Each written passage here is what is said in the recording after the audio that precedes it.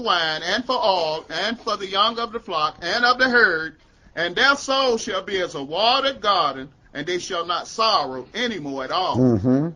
Then shall the virgin rejoice in the dance, both young men and old together, for I will turn their mourning into joy, and I will comfort them, and make them rejoice from their sorrow.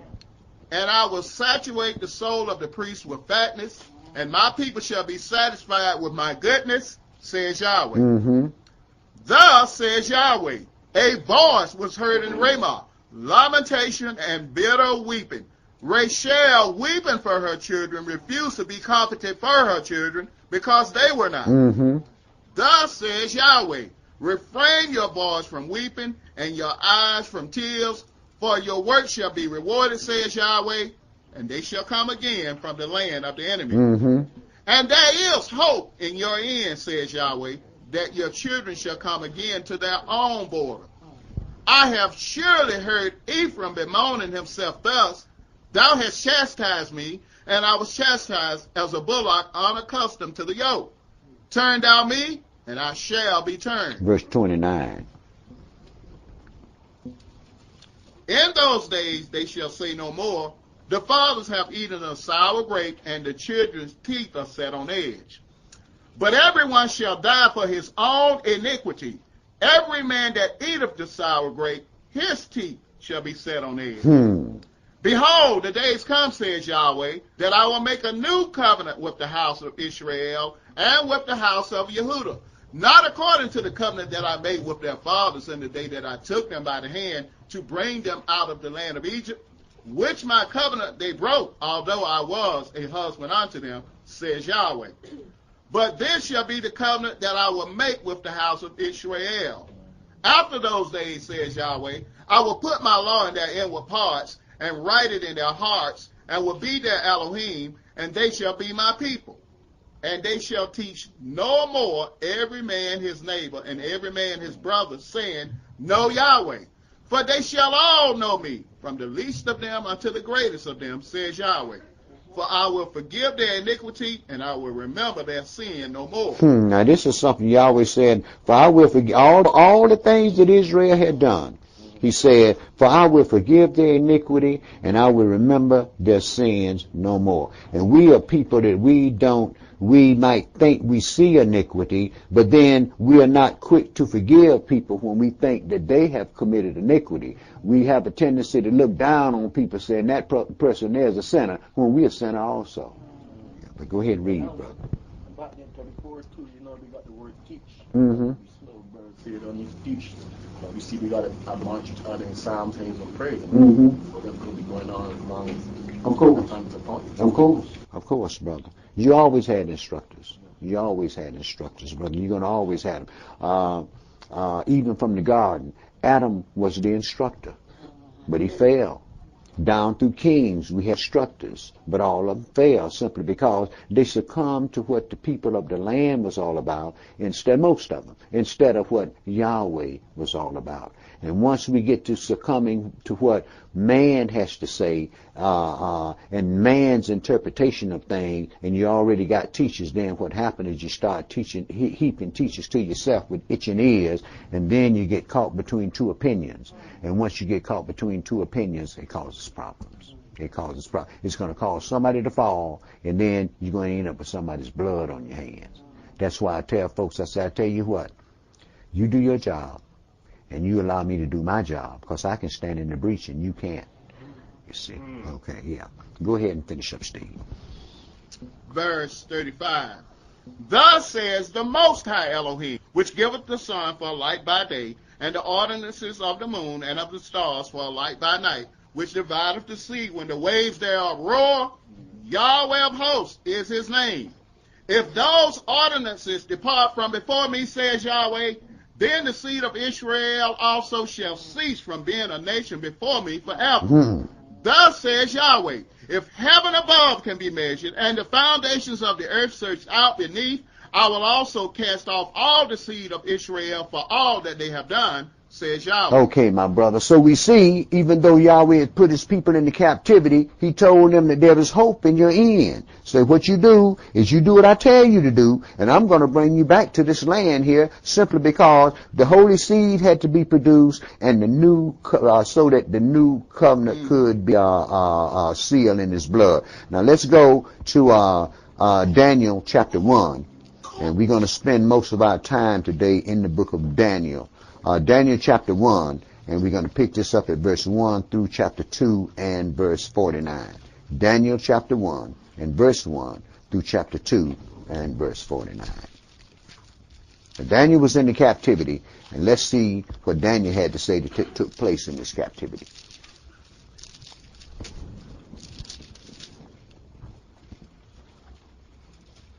Verse 1. In the 3rd year of the reign of Jehoiakim, king of Yehudah, came Nebuchadnezzar, king of Babylon, unto Jerusalem, and besieged it. And the Adonai gave Jehoiakim, king of Yehudah, into his hand, with part of the vessels of the house of Elohim, which he carried into the land of Shinar, to the house of his Elohim. And he brought the vessels into the treasure house of his Elohim. And the king spoke unto Ashpenaz, the master of his eunuchs, that he should bring certain of the children of Israel and of the king's seed and of the princes. Now you see who he told him? Bring certain children of Israel and of the king's seed and of the princes, right? Not all the children of Israel, but certain children of Israel, the ones that he could use in his kingdom. But go ahead and read, brother. Verse 4. Children in whom was no blemish, but well favored and skillful in all wisdom, cunning and knowledge, and understanding science, and such as had ability in them to stand in the king's palace, and whom they might teach the learning and the tongue of the Chaldeans. And the king appointed them a daily provision of the king's meat, and of the wine which he drank, so nourishing them 3 years, that at the end thereof they might stand before the king. Now among these were of the children of Yehudah, Daniel, Hananiah, Mishael, and Azariah, unto whom the prince of the eunuchs gave names, for he gave unto Daniel the name of Belteshazzar, and to Hananiah of Shadrach, and to Mishael of Meshach, and to Azariah of Abednego. Right. We used to have a Negro spiritual we sang about Shadrach, Meshach, Abednego. Right? Go ahead, brother. Verse 8. But Daniel purposed in his heart that he would not defile himself with the portion of the king's meat, nor with the wine he drank. Therefore he requested of the prince of the eunuchs that he might not defile himself. Now Elohim had brought Daniel into favor as him to love with the prince of the eunuchs. Now he did the same thing to our brother Yosef, didn't he? Okay, go ahead. See, Yahweh never leaves his people alone. What he does is he always send his people the things that they need, but you have to understand one thing: people are people. And they're going to make choices. Just like the Messiah told the people in the New Testament, his scribes and Pharisees sit in Moses' seat. Whatever they tell you to do, that's what you do. Just don't follow their ways, because they tell you to do it, but they ain't going to do nothing. You see. So Yahweh has always had his people in place to do what needs to be done, but the people always had something in their craw that they didn't like. And that's what always caused Jacob's problem. Go ahead and read, brother. Verse 10. And the prince of the eunuchs said unto Daniel, I fear my lord the king, who have appointed your meat and your drink. For why should he see your face worse likened than the children which are of your sort? Then shall you make me endanger my head to the king. Then said Daniel to Melzar, whom the prince of the eunuchs had set over Daniel, Hananiah, Mishael, and Azariah, prove your servants, I beg you, 10 days, and let them give us vegetables to eat and water to drink. Then let our countenances be looked upon before you, and the countenance of the children eat of the portion of the king's meat, and as you see, deal with your servants. So he consented to them in this matter, and proved them 10 days. And at the end of 10 days, their countenances appeared fairer and fatter in flesh than all the children which did eat the portion of the king's meat. Thus Melzar took away the portion of their meat and the wine that they should drink, and gave them vegetables. As for these 4 children, Elohim gave them knowledge and skill in all learning and wisdom, and Daniel had understanding in all visions and dreams. Mm-hmm. Now at the end of the days that the king had said he should bring them in, then the prince of the eunuchs brought them in before Nebuchadnezzar. And the king communed with them, and among them all was found none like Daniel, Hananiah, Mishael, and Azariel. Therefore stood they before the king. Now that didn't mean he didn't put other people as his blacksmith and his builders and so forth. These are the brothers that just stood before the king in the king's palace, right? And we know that other folks that was among the children of Israel had problems with these brothers because they was out there doing the laborious work, and these brothers here was hanging around the king's palace, and you know they had something against them for it, don't you? Well, go ahead and read, brother. Daniel chapter 1, verse 20. And in all matters of wisdom and understanding that the king inquired of them, he found them 10 times better than all the magicians and astrologers that were in all his realm. And Daniel continued even unto the first year of King Cyrus. And that's 70 years. Cyrus was the one that issued the decree to return. So this was a 70-year period. But go ahead and read, brother. Daniel chapter 2, verse 1. And in the 2nd year of the reign of Nebuchadnezzar, Nebuchadnezzar dreamed dreams wherewith his spirit was troubled, and his sleep broke from him. Then Nebuchadnezzar commanded to call the magicians and the astrologers and the sorcerers and the Chaldeans for to show the king his dreams. So they came and stood before the king. And Nebuchadnezzar said unto them, I have dreamed a dream, and my spirit was troubled to know the dream. Then spoke the Chaldeans to Nebuchadnezzar in Syriac, O king, live forever. Tell your servants the dream, and we will show the interpretation. The king answered and said to the Chaldeans, the thing is gone from me. If you will not make known unto me the dream, with the interpretation thereof, you shall be cut in pieces, and your houses shall be made a dunghill. But if you show the dream and the interpretation thereof, you shall receive of me gifts and rewards and great honor. Therefore show me the dream and the interpretation thereof.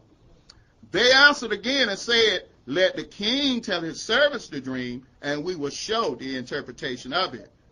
The king answered and said, I know of certainty that you would gain the time, because you see the thing is gone from me. But if you will not make known unto me the dream, there is but one decree for you. For you have prepared lying and corrupt words to speak before me till the time be changed.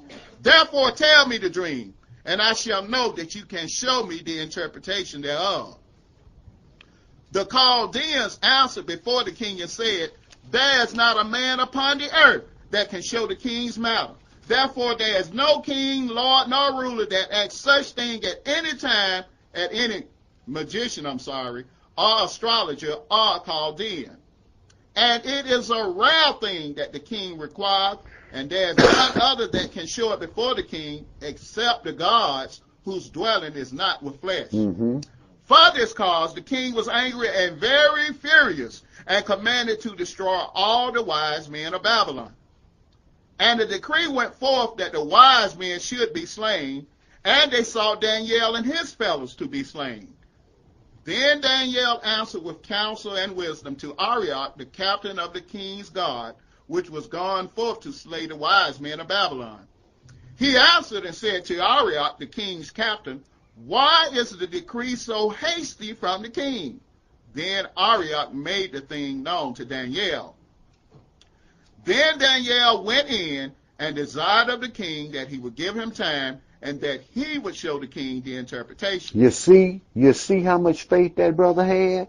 That brother didn't have no idea of what the dream was of anything, but he went in before the king to keep the rest of the brothers from being killed. He went in before the king and said, give me a little time. Just give me a little time, and I'll show you the interpretation. This is the faith that Daniel had in his God, that his God would reveal those things to him so that the children of Israel wouldn't be slaughtered off. But go ahead and read, brother. Verse 17. Then Daniel went to his house and made the thing known to Hananiah, Mishael, and Azariah, his companions, that they would desire mercies of the Elohim of heaven concerning this secret, that Daniel and his fellows should not perish with the rest of the wise men of Babylon. He went right to the right place, didn't he? Went and got the brothers that was with him and told them, said, look, let's entreat Yahweh about this thing here so that we won't die with the rest of these folks here. Go ahead and read, brother. Verse 19. Then was the secret revealed unto Daniel in a night vision. Then Daniel blessed the Elohim of heaven. Right. It wasn't revealed to Hananiah, Mishael, and Azariah. It was revealed to Daniel, right? But these brothers didn't get bent out of shape about it. Go ahead and read, brother. Verse 20. Daniel answered and said, Blessed be the name of Yahweh forever and ever. For wisdom and might are his. And he changes the times and the seasons. He removeth kings and setteth up kings. He giveth wisdom unto the wise and knowledge to them that know understanding. He revealeth the deep and secret things. He knoweth what is in the darkness, and the light dwelleth with him. I thank thee and praise thee, O thou Elohim of my fathers, who have given me wisdom and might, and have made known unto me now what we desired of you, for you have now made known unto us the king's matter. Therefore Daniel went in unto Arioch, whom the king had ordained to destroy the wise men of Babylon. He went and said thus unto him, Destroy not the wise men of Babylon. Bring me in before the king, and I will show unto the king the interpretation. Then Arioch brought in Daniel before the king in haste, and said thus unto him, I have found a man of the captives of Yehudah, that will make known unto the king the interpretation. Yeah, brother, he wanted a reward for that. He didn't go to Daniel. Daniel went to him. Go ahead, brother. Verse 26. The king answered and said to Daniel, whose name was Belteshazzar, Are you able to make known unto me the dream which I have seen, and the interpretation thereof? Daniel answered in the presence of the king and said, The secret which the king hath demanded, the wise men, the astrologers, the magicians, the soothsayers cannot show unto the king. But there is a Elohim in heaven that revealeth secrets, and maketh known to King Nebuchadnezzar what shall be in the latter days. Your dream and the visions of your head upon your bed are these. Right, he say, now this thing here ain't for right now, but this is for the latter days, right? Now we're living in the latter days right now, right? Go ahead, brother. Verse 29. As for thee, O king, thy thoughts came into your mind upon your bed, what shall come to pass hereafter? And he that revealeth secrets maketh known to you what shall come to pass. But as for me, this secret is not revealed to me for any wisdom that I have more than any living, but for their sakes that shall make known the interpretation to the king, and that you might know the thoughts of your heart. This thing ain't revealed to me so that I can have a lot of knowledge, but these things are revealed of you so that you can know what the thoughts of your heart are, because Yahweh is getting ready to do something to you, boy. Go ahead and read, brother. Verse 31. Thou, O king, sawest, and behold a great image. This great image, whose brightness was excellent, stood before you, and the form thereof was terrible. This image's head was of fine gold, his breast and his arms of silver, his belly and his thighs of brass, his legs of iron, his feet part of iron, and part of clay. Okay, so this what he saw was in 4 different sections, wasn't it? Right? Go ahead, brother. Verse 34. Thou sawest till that a stone was cut out without hands, which smote the image upon his feet that were of iron and clay, and broke them to pieces. Then was the iron, the clay, the brass, the silver, and the gold broken to pieces together, and became like the chaff of the summer threshing floors. And the wind carried them away, that no place was found for them. And the stone that smote the image became a great mountain, and fill the whole earth. Okay, now we notice he said a stone was cut out without hands, but it didn't smite this image upon his head. It smote this image upon his feet, right? And destroyed it by smiting it upon his feet. So we know that it wasn't the first, second, and third kingdom that the smiting stone was going to smite. It would be the last kingdom, the feet of it, the 10 toes, the things that we see and set up today and that Revelations told us about, the thing that we call the EU. We can see it coming together now. So we know, because we see it together, coming together, we know what's going to happen to it. The Messiah is going to tear that thing up. The Messiah will end the reign of the Gentiles on this earth. Go ahead and read, brother. Verse 36. This is the dream, and we will tell the interpretation thereof before the king. Thou, O Nebuchadnezzar, art a king of kings, for the Elohim of heaven have given you a kingdom, power, and strength, and glory. And whatsoever the children of men dwell, the beasts of the field, and the fowls of the heaven, have he given into your hand, and have made you ruler over them all. Hold up, brother.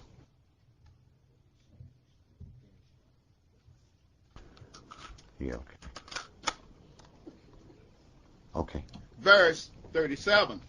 Thou, O Nebuchadnezzar, art a king of kings, for the Elohim of heaven have given you a kingdom, power, and strength, and glory. And whatsoever the children of men dwell, the beasts of the field, and the fowls of the heaven, have he given into your hand, and have made you ruler over them all.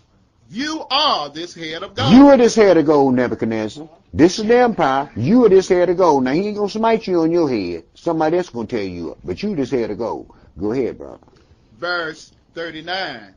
And after you shall arise another kingdom inferior to you, and another third kingdom of brass, which shall bear rule over all the earth. Mm-hmm. And the fourth kingdom shall be strong as iron, for as much as iron breaketh in pieces and subdueth all things, and as iron that breaketh all these, shall it break in pieces and bruise. Now, we know that the Roman Empire fell in 476. It broke in pieces and it bruised, right? And they divided among everybody but us. So go ahead and read, brother. Verse 41. And whereas thou sawest the feet and toes, part of potter's clay and part of iron, the kingdom shall be divided. But there shall be in it of the strength of the iron, for as much as you saw the iron mixed with miry clay. Mm-hmm. And as the toes of the feet were part of iron and part of clay, so the kingdom shall be partly strong and partly broken. Mm-hmm. And whereas you saw iron mixed with miry clay, they shall mingle themselves with the seed of men, but they shall not cleave one to another, even as iron is not mixed with clay. Right, because every man is in his own country. Everybody has his own values in his own country, and it has caused wars from the dawn of time among men. But go ahead and read it. So, Elder, this is part of what's going on in part of Europe, right? Mm-hmm. Ethnic cleansing? Correct. Okay. Correct. We saw that up in Kosovo, didn't we? Uh-huh. Okay. Also, didn't Alexander already read some of the Josephus? He wanted to have a Eurasian state, how the army began to marry with other nations. Mm-hmm. And folks say no. It was just like back during the 60s, we had some school teachers that had talked to the school board, and they wanted to teach Ebonics in school. Folks say, y'all ain't got no language. Never did that. But you see what happened, regardless to how smart, regardless to what school our kids go to, the kids is the one that carry that Ebonics thing on. You know why? It fits them. They like it. It fits them. And what it does is it separates us from other people. It does give us another language, doesn't it? Okay. Okay. Go ahead and read. Daniel chapter 2, verse 44.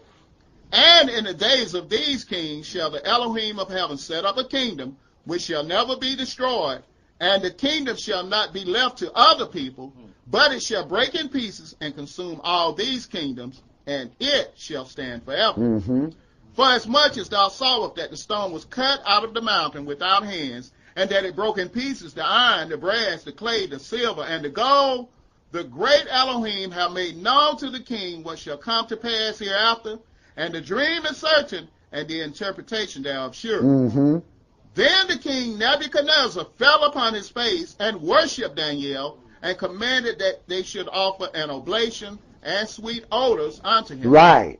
But he was ready to throw, a little later on, he was ready to throw Daniel in the lion's den, wasn't it? And in that fiery furnace, wasn't it? Right. Go ahead, brother. Verse 47. The king answered unto Daniel and said, of a truth it is that your Elohim is an Elohim of Elohims and an Adonai of kings and a revealer of secrets, seeing you could reveal the secret. Then Nebuchadnezzar made Daniel a great man and gave him many great gifts and made him ruler over the whole province of Babylon and chief of the governors over all the wise men of Babylon. Then Daniel requested of the king, and he set Shadrach, Meshach, and Abednego over the affairs of the province of Babylon, but Daniel sat in the gate of the king. Okay, my brother. As we see, the Elohim of Israel had cast the house of Samaria out of his sight.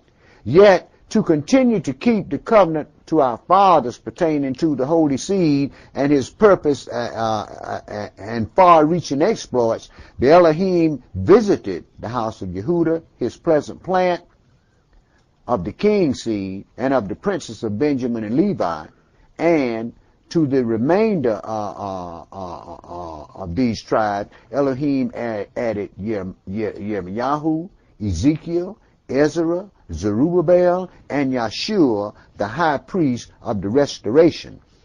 These are the servants who were raised up to be the voices of that captivity, even to the first resurrection. Purpose, I say. Every soul that is called to service has a purpose. Now let's go into chapter 3, my brother, and I want you to read verse 1 through verse 30. Well, Elder, what you see then at Daniel, he was more like a house servant working the king's palace, and how you have the slavery that people fight the balls there that you're working in his house and one field. There's nothing you can do with that because you're captive. Right. It was the king that made Daniel second ruler in the province. It was the king that did it. It made Daniel his prime minister. Why? Because Yahweh had brought Daniel into favor with the king, not Daniel. It was Yahweh that had did that, you see. And this is what I tell people. When Yahweh is doing something, pay attention to what he's doing and keep your mouth shut. You might see something. Yeah, because it's Yahweh that guides things. It's Yahweh that does what he wants to do in this earth. We're just pawns, like Isaiah called us, worms. We just little worms just around here, just wiggling around, bumping all up into each other, not understanding that we are worms. Yeah. Go ahead and read, brother. Daniel chapter 3, verses 1 through 30. Nebuchadnezzar the king made an image of gold, whose height was 60 cubits, and the breadth thereof 6 cubits. He set it up in the plain of Dura, in the province of Babylon. Now remember what he just told Daniel now. Your God is God of gods, right? But this is why I tell folks, you can't serve Yahweh unless he wants you to. You see what Nebuchadnezzar went did? Went made in an image, didn't he? Go ahead, brother. Right. Go ahead, brother. Verse 2. Then Nebuchadnezzar the king sent together the princes, the governors, and the captains, the judges, the treasurers, the counselors, the sheriffs, and all the rulers of the provinces to come to the dedication of the image which Nebuchadnezzar the king had set up. Mm-hmm. Then the princes, the governors and captains, the judges, the treasurers, the counselors, the sheriffs, and all the rulers of the provinces were gathered together unto the dedication of the image that Nebuchadnezzar the king had set up, and they stood before the image that Nebuchadnezzar had set up. Then an herald cried aloud, to you it is commanded, O people, nations, and languages, that at what time you hear the sound of the cornet, flute, harp, sackbut, psaltery, dulcimer, and all kind of music, you fall down and worship the golden image that Nebuchadnezzar the king hath set up. Mm-hmm. And whoso falleth not down and worshipeth shall the same hour be cast into the midst of a burning fiery furnace. Therefore, at that time, when all the people heard the sound of the cornet, flute, harp, sackbut, psaltery, and all kind of music, all the people, the nations, and the languages fell down and worshipped the golden image that Nebuchadnezzar the king had set up. Wherefore, at that time, certain Chaldeans came near and accused the Jews, they spake and said to King Nebuchadnezzar, O king, live forever. Thou, O king, have made a decree that every man that shall hear the sound of the cornet, flute, harp, sackbut, psaltery, and dulcimer, and all kinds of music shall fall down and worship the golden image. And whoso falleth not down and worshipeth, that he should be cast into the midst of a burning fiery furnace. There are certain Jews whom you have set over the affairs of the province of Babylon, Shadrach, Meshach, and Abednego. These men, O Nebuchadnezzar, have not regarded you. They serve not your Elohims, nor worship the golden image which you have set up. Then Nebuchadnezzar, in his rage and fury, commanded to bring Shadrach, Meshach, and Abednego. Then they brought these men before the king. Nebuchadnezzar spoke and said unto them, Is it true, O Shadrach, Meshach, and Abednego? Do not you serve my Elohims, nor worship the golden image which I have set up? Now if you be ready, that at what time you hear the sound of the cornet, flute, harp, sackbut, psaltery, and dulcimer, and all kind of music, you fall down and worship the image which I have made, well.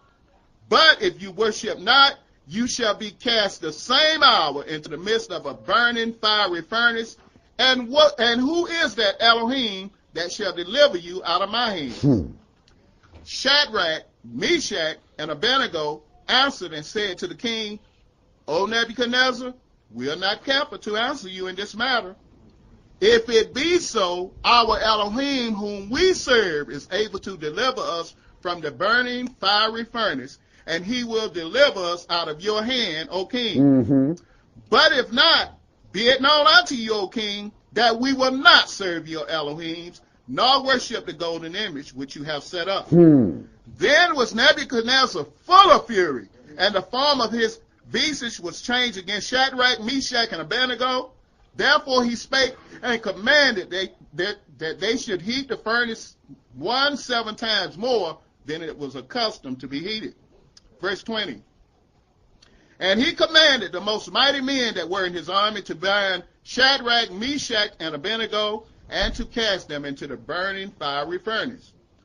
Then these men were bound in their coats, their hosen, and their hats, and their other garments, and were cast into the midst of the burning fiery furnace. Therefore, because the king's commandment was urgent, and the furnace exceeding hot, the flame of the fire slew those men that took up Shadrach, Meshach, and Abednego. And these 3 men, Shadrach, Meshach, and Abednego, fell down, bound into the midst of the burning fiery furnace. Then Nebuchadnezzar the king was astonished, and rose up in haste, and spake and said unto his counselors, Did not we cast 3 men bound into the midst of the fire? They answered and said unto the king, True, O king. He answered and said, Lo, I see 4 men loose, walking in the midst of the fire, and they have no hurt. And the form of the 4th is like the Son of Man. Right. So there's an angel in there with him, right? Go ahead, brother. Verse 26.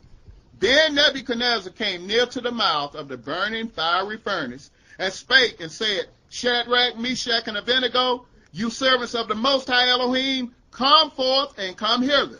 Then Shadrach, Meshach, and Abednego came forth of the midst of the fire. And the princes, governors, and captains, and the king's counselors, being together, saw these men, upon whose body the fire had no power, nor was a hair of their head singed, neither were their coats changed, nor the smell of fire had passed on them. Then Nebuchadnezzar spake and said, Blessed be the Elohim of Shadrach, Meshach, and Abednego, who have sent his angel, and delivered his servants that trusted in him, and have changed the king's word, and yielded their bodies, that they might not serve nor worship any Elohim except their own Praise Elohim. Yah. Therefore I make a decree that every people, nation, and language which speak anything amiss against the Elohim of Shadrach, Meshach, and Abednego shall be cut in pieces, and their houses shall be made a dunghill, because there is no other Elohim that can deliver after this sort. Then the king promoted Shadrach, Meshach, and Abednego in the province of Babylon. Okay, my brother. Now, this shows us that although favor is shown to the wicked, yet lepers cannot change their spots. Regardless of what the Spirit reveals to them or how much good they do towards Yahweh's anointed, a disguised tear is still a tear and will try to pass himself off as a tear. Chapter 4, and pick that up at verse 1 through verse 37, brother. You know, Elder, that was a prime example of spirit religion being imposed on the brother. Of course it was. Of course it was, brother. And that's the worst thing that people can do is force religion on you. And that's just what they've done. That's just what they've done, brother. But you see what Yahweh did in that, don't you? He delivered those that he chose to deliver. You see. But go ahead and read, brother. See, that's why I always tell folks, man, be careful what you say to people. Because you don't know where they stand with their God. You may think you know, but you don't know where they stand with their God. So be careful what you say to people. When Daniel was making the interpretation of the dream known to the king, if you look at the way that he spoke to the king, he could have very easily came in, oh man, Yahweh gonna tear all this up. You gonna send these people in here, man, you through. Mm-hmm. But in the way that you speak to people, oftentimes determines what kind of a result that's going to have. You could have very easily said, man, you all but done, homie. Right. Right. See, when Yahweh give you a message, brother, what you have to do is you can't paraphrase that message. See, you got to give it just like it was delivered to you. If you paraphrase it, people might get it, but you didn't do what you told, so you're still in trouble with your God, right? Okay, it's catch-22, ain't it? Okay. I would surmise to say that of the three brothers, that bad Negro was probably the most defiant. Who? That bad Negro. He was the most defiant. Yeah, I heard that too, brother. I heard that one too. Yeah, okay, chapter 4, and pick that up at verse 1. Nebuchadnezzar the king, unto all people, nations, and languages that dwell in all the earth, peace be multiplied unto you. I thought it good to show the signs and wonders that the high Elohim have wrought toward me. How great are his signs, and how mighty are his wonders. His kingdom is an everlasting kingdom, and his dominion is from generation to generation. But he still haven't thrown Daniel in the lion's den yet, has he? Yeah, go ahead, read, brother. See, people like to bite off the hand that feed them. See, when they think they're doing okay, they're quick to bite off the hand that feeds them. Go ahead and read, brother. Verse 4. I, Nebuchadnezzar, was at rest in mine house and flourishing in my palace. I saw a dream which made me afraid, and the thoughts upon my bed and the visions of my head troubled me. Therefore made I a decree to bring in all the wise men of Babylon before me, that they might make known unto me the interpretation of the dream. Then came magicians, the astrologers, the Chaldeans, and the soothsayers, and I told them the dream before them, but they did not make known unto me the interpretation thereof. But at the last Daniel came in before me, whose name was Belteshazzar, according to the name of my Elohim, and in whom is the spirit of the holy Elohims. And before him I told the dream, saying, O Belteshazzar, master of the magicians, because I know that the spirit of the holy Elohims is in you, and no secret troubles you, tell me the vision of my dream that I have seen, and the interpretation thereof. Thus were the visions of mine head in my bed. I saw, and behold, a tree in the midst of the earth, and the height thereof was great. The tree grew and was strong, and the height thereof reached unto heaven, and the sight thereof to the end of all the earth. The leaves thereof were fair, and the fruit thereof much, and in it was meat for all. The beasts of the field had shelter under it, and the fowls of the heaven dwelt in the boughs thereof, and all flesh was fed of it. Mm-hmm. I saw in the visions of my head upon my bed, and behold, a watcher and a holy one came down from heaven. He cried aloud and said, Hew down the tree and cut off his branches, shake off his leaves, and scatter his fruit, that the beasts get away from under it, and the fowls from his branches. Nevertheless, leave the stump of his roots in the earth, even with a band of iron and brass, in the tender grass of the field, and let it be wet with the dew of heaven, and let his portion be with the beasts in the grass of the earth. Let his heart be changed from man's, and let a beast's heart be given unto him, and let 7 times pass over him. Let 7 times pass over him, but 7 times would also pass over his kingdom, right? Okay, times we know is a year, right? Go ahead and read, brother. Back there with the stump, speaking about giving it a second time, because you root it up, the stump, it can grow again. Yeah, if you leave it if you root it up, if you root the stump up, it won't grow. But if you leave it in the earth and you keep it watered and fertilize and nurture it, it will grow again. It'll start to sprout different. It may not go back to what it was before, but it'll sprout out different leaves on it. Okay. Go ahead, brother. Verse 17.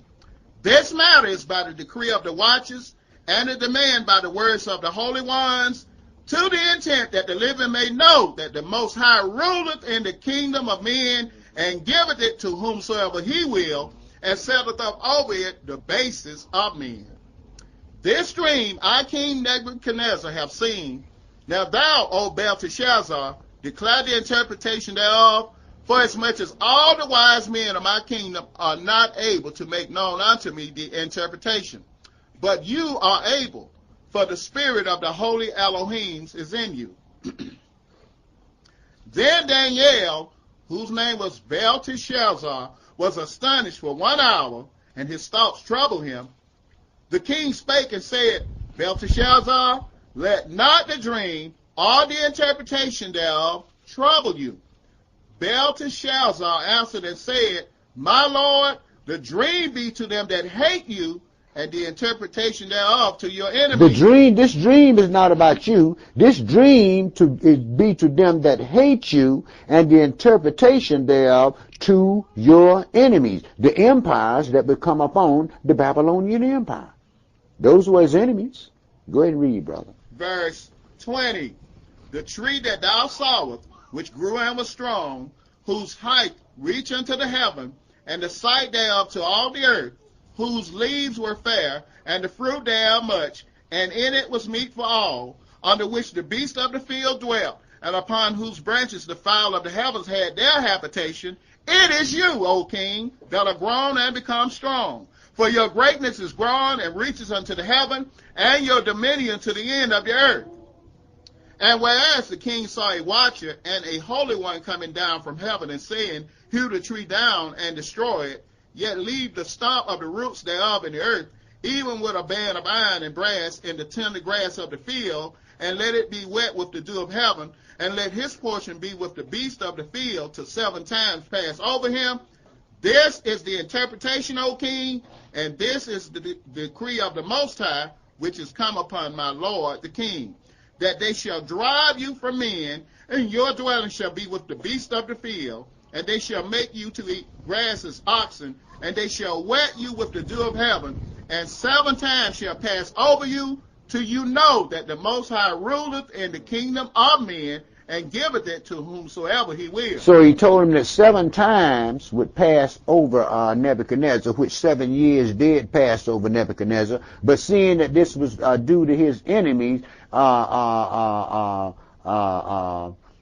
we see that Nebuchadnezzar's real enemies would be those who hated him, who were the Russians or the Persians or the Medo-Persian Empire. Now he told him 7 times was going to pass over this empire, right? So if you write down 365 and multiply it by 7, what you come up with? 25. You got 2,555, right? Mm-hmm. You can do it with 360 because it's the original day. That's the original days in the calendar. But what you have to do is you have to go back and figure out when they changed the calendar to 365 days. Then you have to add up all of those years, and the best way would be to do it would just put on the 2520, right? Now we know that the Medo-Persian Empire came in on the Babylonian Empire in 539 BC, right? Okay. Time came down from 539 BC to 0. Now it's up to 2004, right? Now if you add 539 to that 2004, and you come up with 2,543 years, right? Plus you add the 3.5 years of tribulation, and the 3.5 years of great tribulation, and you come up with 2,550 years, right?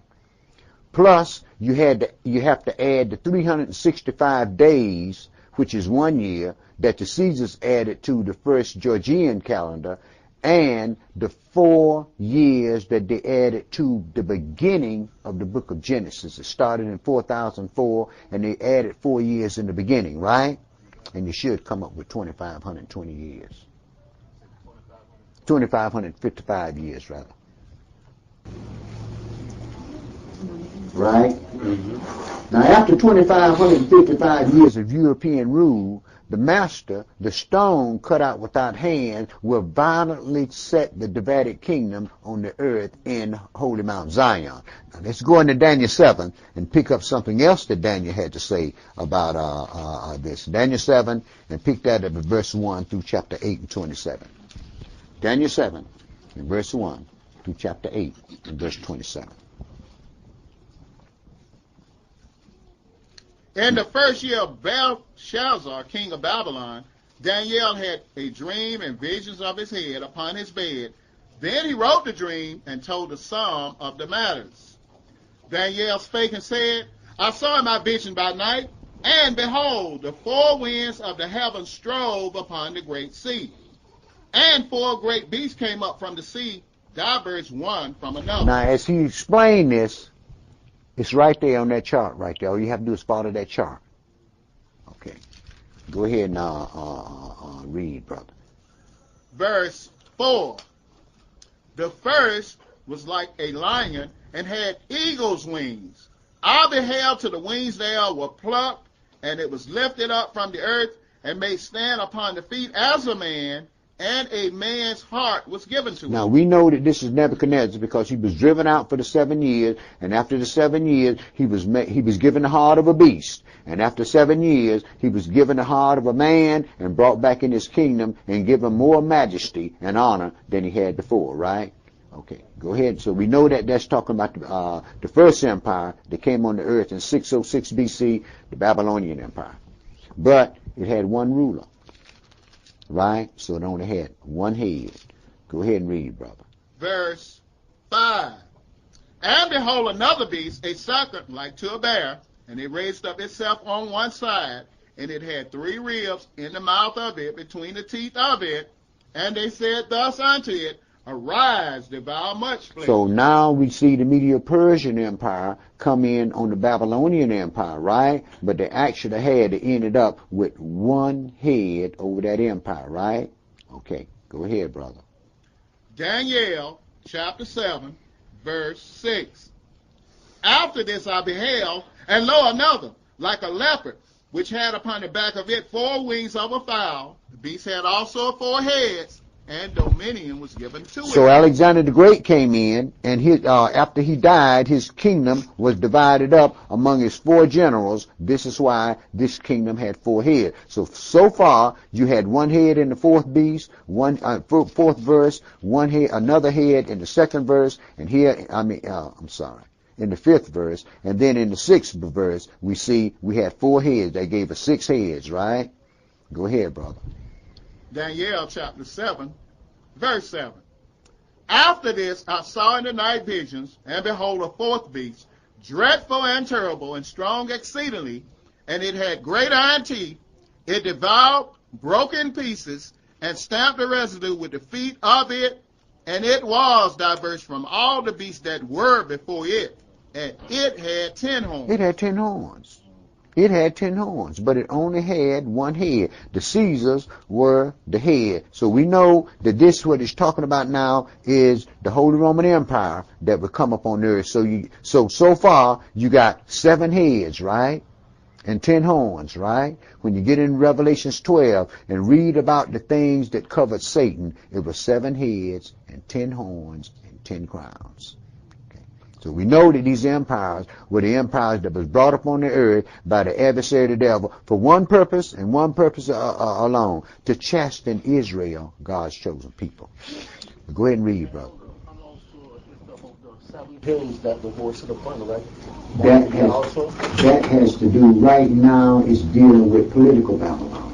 It hasn't dealt with ecclesiastical Babylon. When we get in Revelation, that the 7 heads that deal with ecclesiastical Babylon. It gives us a geographical location, and we know that once we got kicked out of the land, we know what happened before Rome fell. Then neither one of the 7 churches that Paul set up exist. They had all succumbed to the Holy Roman Empire, right? Okay. Go ahead, Steve. Verse 8. I considered the horns, and behold, there came up among them another little horn, before whom there was 3 of the first horns plucked up by the roots. And behold, in this horn were eyes like the eyes of man, and a mouth speaking great things. Now we see this other little horn, this other ecclesiastical horn that comes up. And when you read history, you find out that once Rome fell, Justinian, allied with Pope St. Leo, and the Hurons, the Vandals, and that's on that chart there. The Hurons, the Vandals, and the Ostrogoths began to sack the Holy Roman Empire, and horn number 4, Justinian, allied with Pope St. Leo, and they plucked those 3 horns up by the roots. Okay. Go ahead, brother. Verse 9. I beheld till the thrones were cast down, and the Ancient of Days did sit, whose garment was white as snow, and the hair of his head like the pure wool. His throne was like the fiery flame, and his wheels as burning fire. Mm-hmm. A fiery stream issued and came forth from before him. Thousands ministered unto him, and 10,000 times 10,000 stood before him. The judgment was set, and the books were opened. Mm-hmm. I beheld then because of the voice of the great words which the horn spake. I beheld even till the beast was slain and his body destroyed and given to the burning flame. As concerning the rest of the beasts, they had their dominion taken away, yet their lives were prolonged for a season and time. Mm-hmm. I saw in the night visions, and behold, one like the Son of Man came with the clouds of heaven, and came to the Ancient of Days, and they brought him near before him. And there was given him dominion and glory and a kingdom, that all people, nations, and languages should serve him. His dominion is an everlasting dominion which shall not pass away, and his kingdom that which shall not be destroyed. So Yahweh showed Daniel not only the 4 kingdoms that was going to be set up on the earth, but he also showed him the last kingdom that the Most High is going to set on the earth to govern the earth with the son that was promised Dawid. But go ahead. If that is so, and we have seen that the previous prophecy has been fulfilled, only a fool would not come to the conclusion that the prophecy is going to be fulfilled in the future. Brother, let me tell you something. How can they learn except they have a teacher? Okay, that's why people don't see it. They do not have a teacher to see it. And then, too, you have to look at that another way. You can sit up and reveal these secrets to people, brother. And you know what happened? You become the enemy because you know more than they do. See, the Messiah said, watch. And you try to teach people how to prepare their souls and how to watch. But because you are a sinful man just like everybody else, folks find fault with you just like they find fault with the Messiah. And they find fault with Yahweh's ordination of things. See, that's why you have a whole lot of junk going in the church about different things, brother, because folks do not fear the true and living God, and folks have no respect for those that he sends. They don't know what Yahweh has done for them. See, people don't care. Jake don't care. Jake wants his any way he can get it, and he want to do anything he want to do with it. And sometimes, brother, when you get something, it's best that you don't use it all on yourself. It's best that you turn around and say, well, that brother over there needs this, that sister over there needs that family over there needs this, and you end up with nothing. But they got what they needed, didn't you? Well, then you got what you need then. If you gave it all away, it's because you didn't need it, wasn't it? And you think Yahweh isn't going to turn you a blessing for that? But see, people won't see that. You know what they say? Your best friend said, man, that nigga was a fool, man. Don't they? Right. You know why? You open your hand wide to your brother. And you're going to find out, brother, in a lot of cases, when you open your hand wide to your brother, he's going to bite it. You're going to help him up, help him stand up on his own 2 feet. And when you look around, he's around someplace stabbing you in the back. Right. But see, they think they're doing you some harm. It's not you that they're dealing against. It's their creator. But because they can't see their creator, they go on in their unrighteousness. You know why? The dog has returned to his own vomit, and the sow that was washed to a watering in the mire. It's almost like they're called in a catch-22. God has not opened up their eyes so that they can see that they are the people of God, but yet still, by you being sent to them and explaining to them, they watch you. Everything that you do, they'll know more about what you do and what you should be doing than what you know. Mm-hmm. And so at the same time that they can watch and see if something happens to you. And like you said, as soon as they get an opportunity, they will stab you right in the back. Of course, my brother. You know why? Everybody who says Lord, Lord is not talking about the same one that you're talking about. Right. The people that say Lord, Lord, brother, you heard me say quite a few times, we got a lot of family in here, but we got some cousins too. And you know what we think about cousins? You can marry cousins, can't you? So we know cousins ain't really family. But we call them cousins, don't they? Don't. They ain't family. You ain't no kin to me. You see, that's what happens, brother. Yeah. Would you say that probably while the Romans tried to place the responsibility on the crucifixion of the Messiah was because they were aware of whom he was and wanted to wash them hands of the wrath of Yah in doing so? Mm-hmm. You know who they blame for that? Us. Mm-hmm. You know why? Yahweh blamed us for it. He told us on the 14th day of the first, on the 10th day of the first month, you should take a lamb and put him up to the 14th day of the first month, and you shall kill him in the evening. Right? So we had to do that. We had to do that. So the Romans weren't, the Romans were never blamed. See, it was Esau, after they took over as Jews, it was Esau that they started calling Christ killers. See, us, we African Americans, don't nobody want to bother with us. But somebody had took our place with power, and it's Esau that they call Christ killers. They'll tell them in a minute, yeah, y'all kill off the Christ. You see, what they were supposed to do, they had to follow the law. It wasn't anything that they were doing. What was happening was that Yahweh was doing his will upon the earth, and man just didn't see that it was Yahweh instead of himself. See, when we get off, we ourselves, a lot of times we get off into a lot of things and we follow our own pernicious ways, our own stupid mind. This ain't my thing. What happened to my charger that was up here? Well, I'm damn. Somebody took the end off the charger. Niggas.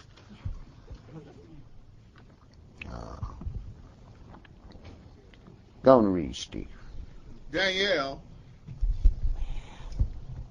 chapter 7, verse 15. Mm-hmm. I, Daniel, was grieved in my spirit in the midst of my body, and the visions of my head troubled me. I came near unto one of them that stood by and asked him the truth of all this. So he told me and made me know the interpretation of the thing. Mm-hmm. These great beasts, which are four kings which shall arise out of the earth. Mm-hmm. But the saints of the Most High shall take the kingdom and possess the kingdom forever, even forever and ever. Right. It didn't say nobody going to be switched off to heaven. It said the saints of the Most High is going to take this kingdom. So that means that the saints of the Most High is going to have to go to war against the rulers of this earth then, doesn't it? This is why we need Yahweh's protection, man. We ain't got no army. We don't know how to fight. They bring us a bomb in here and say, assemble this here, we blow up the whole church. And we know it, you see. So we need Yahweh's protection because we are not warriors. We are really a peaceful people when you get right down to it. As a matter of fact, we're the only people on the face of the earth that's been at peace with all the nations of the earth for the past 2,000 years. Yeah, but go ahead and read, Steve. Verse 19.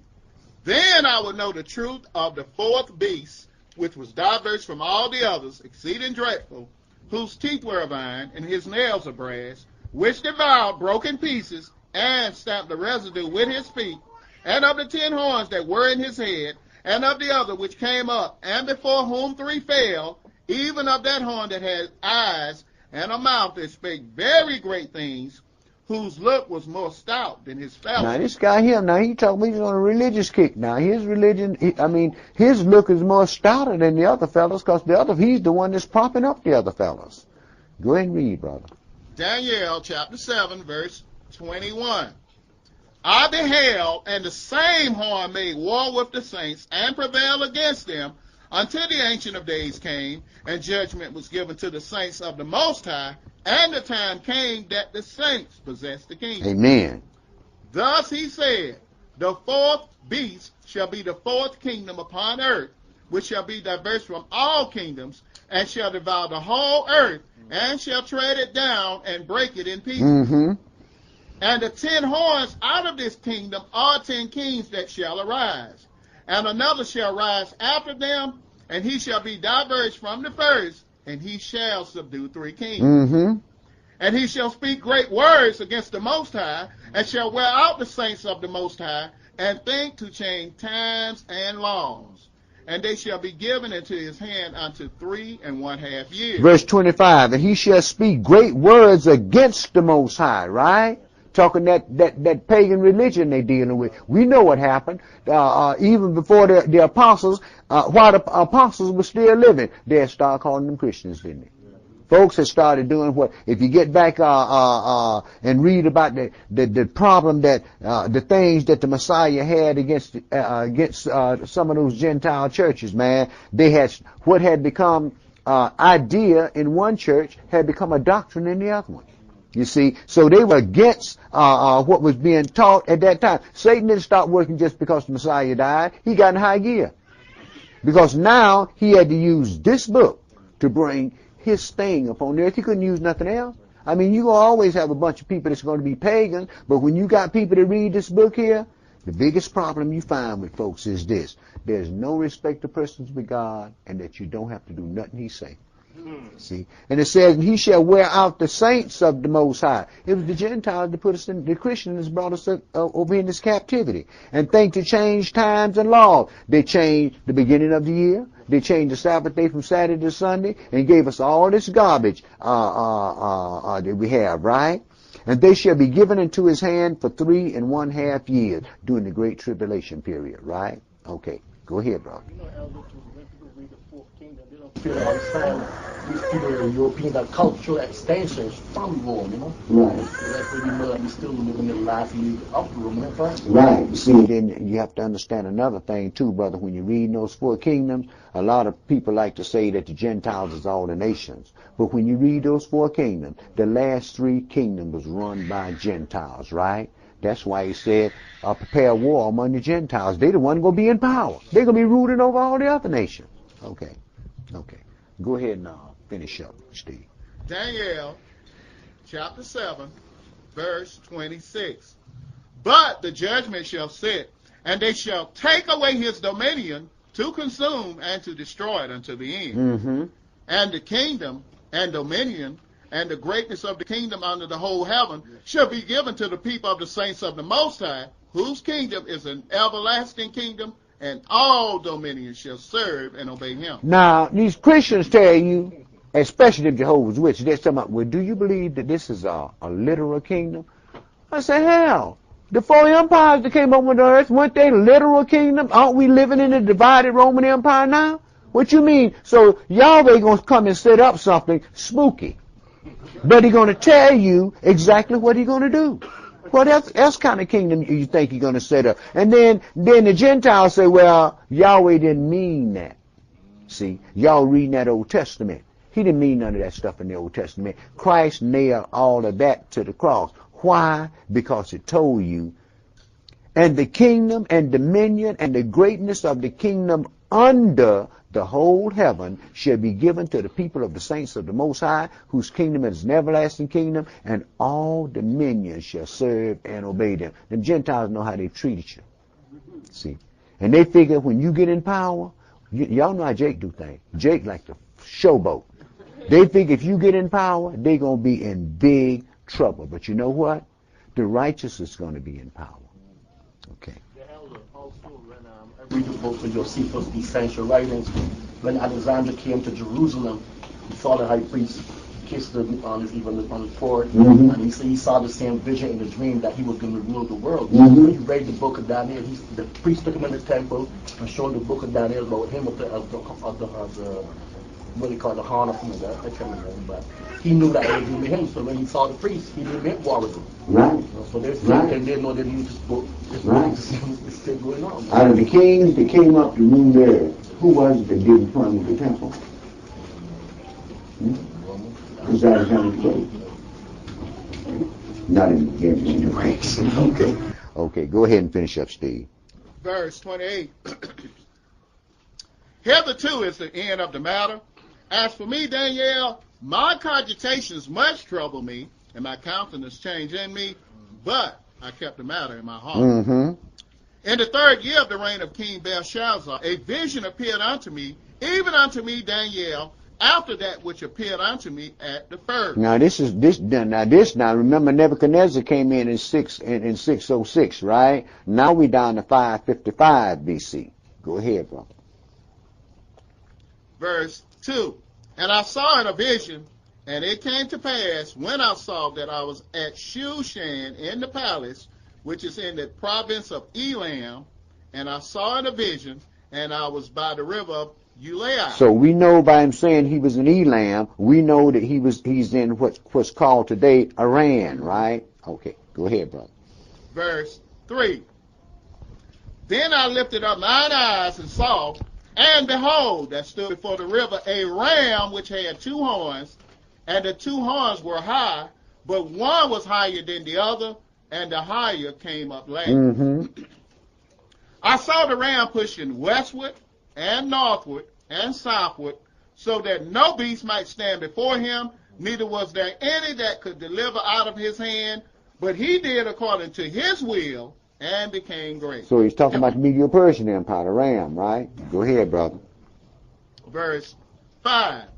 And as I was considering, behold, an he-goat came from the west on the face of the whole earth, and touched not the ground. And the goat had a notable horn between his eyes. And he came to the ram that had 2 horns, which I had seen standing before the river, and ran unto him in the fury of his power.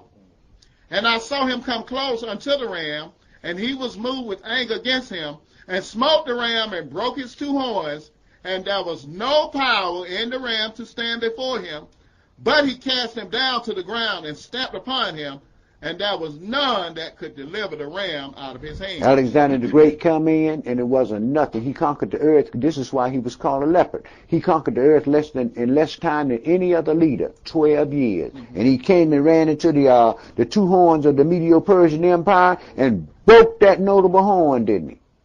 Go ahead, brother. Yes, sir. Verse 8. Verse 9, I'm sorry.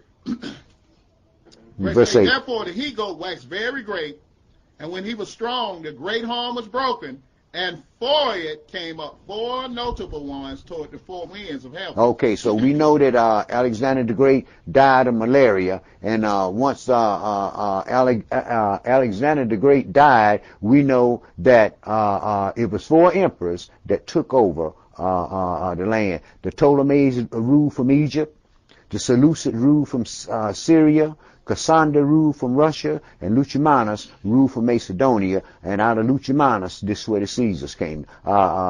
Remus and Romulus was given the credit of building Rome, and we know that the Roman Empire came out of those people. Alexander the Great, those were the 4 heads that were set up on the earth, and the Ptolemies that inherited Egypt. A lot of us think Cleopatra was a black woman, but if you check your history, Cleopatra was not a black woman. She was the son of from she was a Greek. Okay. Go ahead now, read, brother. Yes, sir. Verse 9. And out of one of them came forth a little horn, which waxed exceeding great toward the south, and toward the east, and toward the pleasant land. Now we're talking about the ecclesiastical Babylon. We're talking about the church now. Okay, go ahead, brother. Verse 10. Mm-hmm.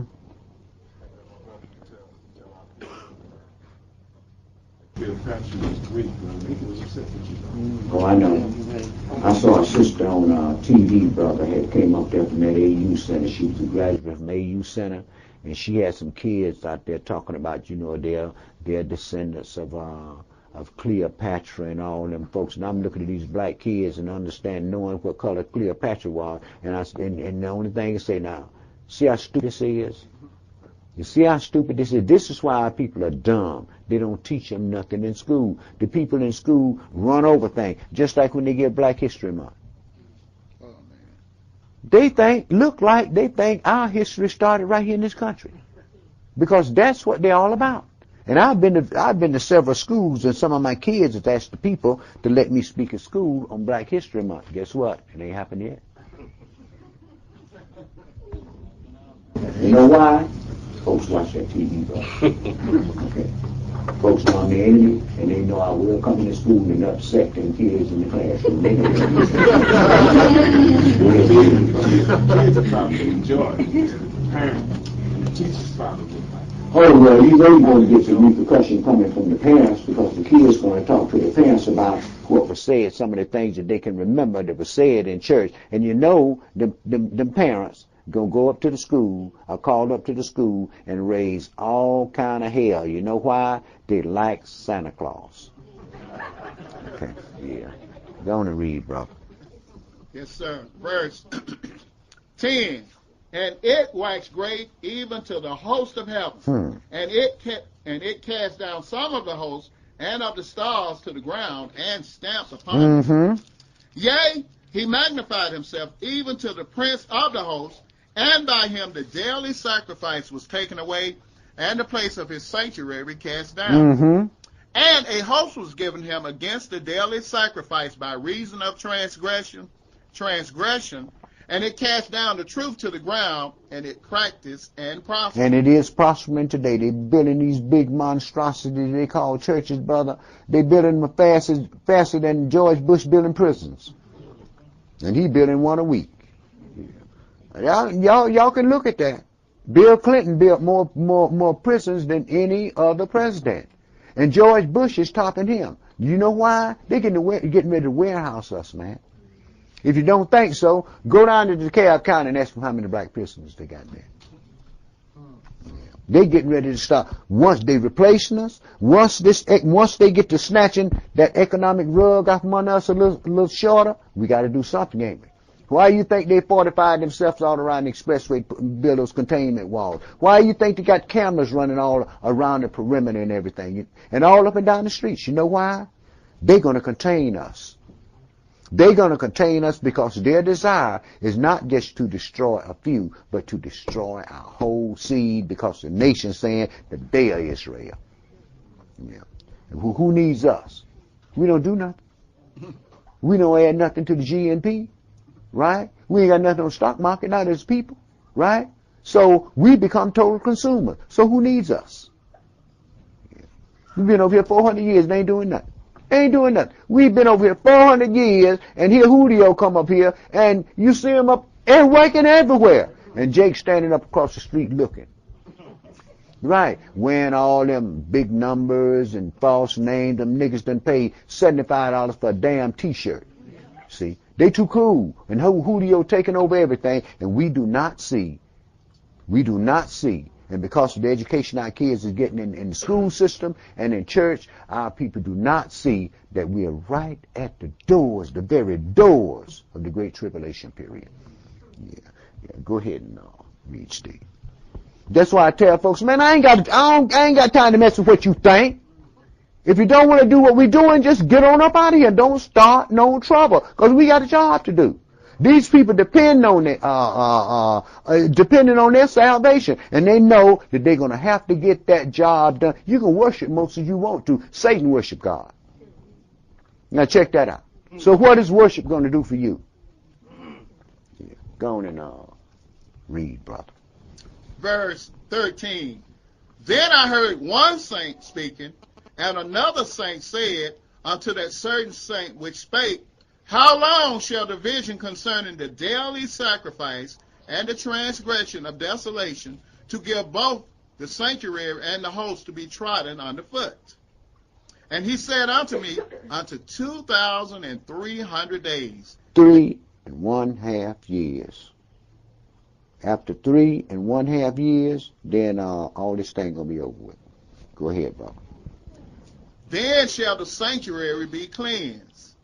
And it came to pass when I, even I Daniel, had seen the vision and sought for the meaning, then behold, there stood before me as the appearance of a man. And I heard a man's voice between the banks of Ulai, which called and said, Gabriel, make this man to understand the vision. See, you see how Yahweh does things to his servants? You know what he does? He sends angels to him. So you can't make no mistake about what's going on. You know why? Too many souls are at stake. Yeah. Go ahead and read, brother. Verse 17. So he came near where I stood, and when he came, I was afraid and fell upon my face.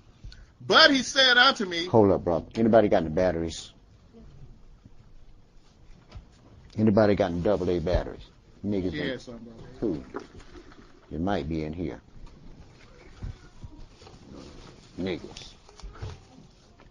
They know what I do at this tape recorder, and folks come in here and pull it in out of it. Know damn well they can't even pick the teeth with it. Then folks be wondering why I be in a huff and puff about stuff sometimes. Yeah.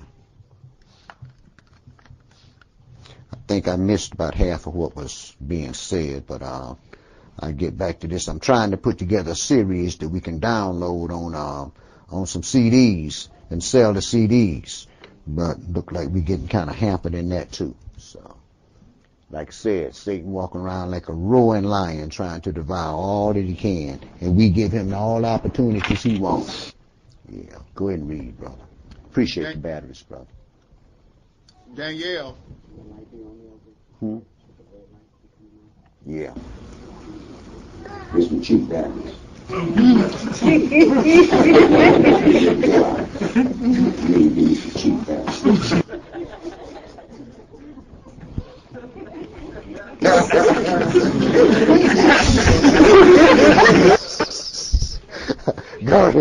Go to read, brother. They ain't nothing. There ain't nothing, brother. Give me some cheap batteries. These folks walk around here want to slay me. Go ahead and read, brother. Daniel chapter 8, verse 15. And it came to pass when I, Daniel, had seen the vision and sought for the meaning, then behold, there stood before me as the appearance of a man. And I heard a man's voice between the banks of Ulai, which called and said, Gabriel, make this man to understand the vision. Mm-hmm. So he came near where I stood, and when he came, I was afraid and fell upon my face. Mm-hmm. But he said unto me, Understand, O son of man, for at the time of the end shall be the vision. Right, and scared that brother to death. And that's what happens when one of the saints of God come to you. It'll startle you because you don't expect them to be there. But go ahead and read, brother. Verse 18. Now as he was speaking with me, I was in a deep sleep on my face toward the ground, but he touched me and set me upright. You see what happened? That angel came up to that brother. That brother passed out. Yeah. Go ahead and read, brother. When you can tell some of these so-called prophets that they have not seen or dealt with men of the Spirit or men of God when God has sent them down there, because they would be more humble within their spirit, and the way that they would carry themselves would be a hell of a lot different than what they do. Of course, bro. But see, Jake does not fear man or God. You believe that? You feel white man. Huh? You feel white man. Of course you do. Of course you do, brother. You see that on your job. See, the white folks pay y'all. Y'all go to work and white folks say, in your case, you're a teacher, right? Mm-hmm. White folks tell you, so you teaching in this class, I don't want you to teach this class no more. I want you to go in and teach that class. What you do?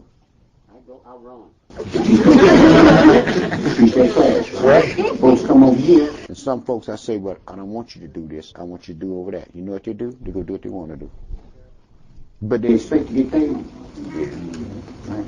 Right. Go ahead, brother. You know, and also when the disciples asked Yahshua what we can get for doing all this. Mm-hmm. And he told him he's a judge in the kingdom of judge 12:30. Of course.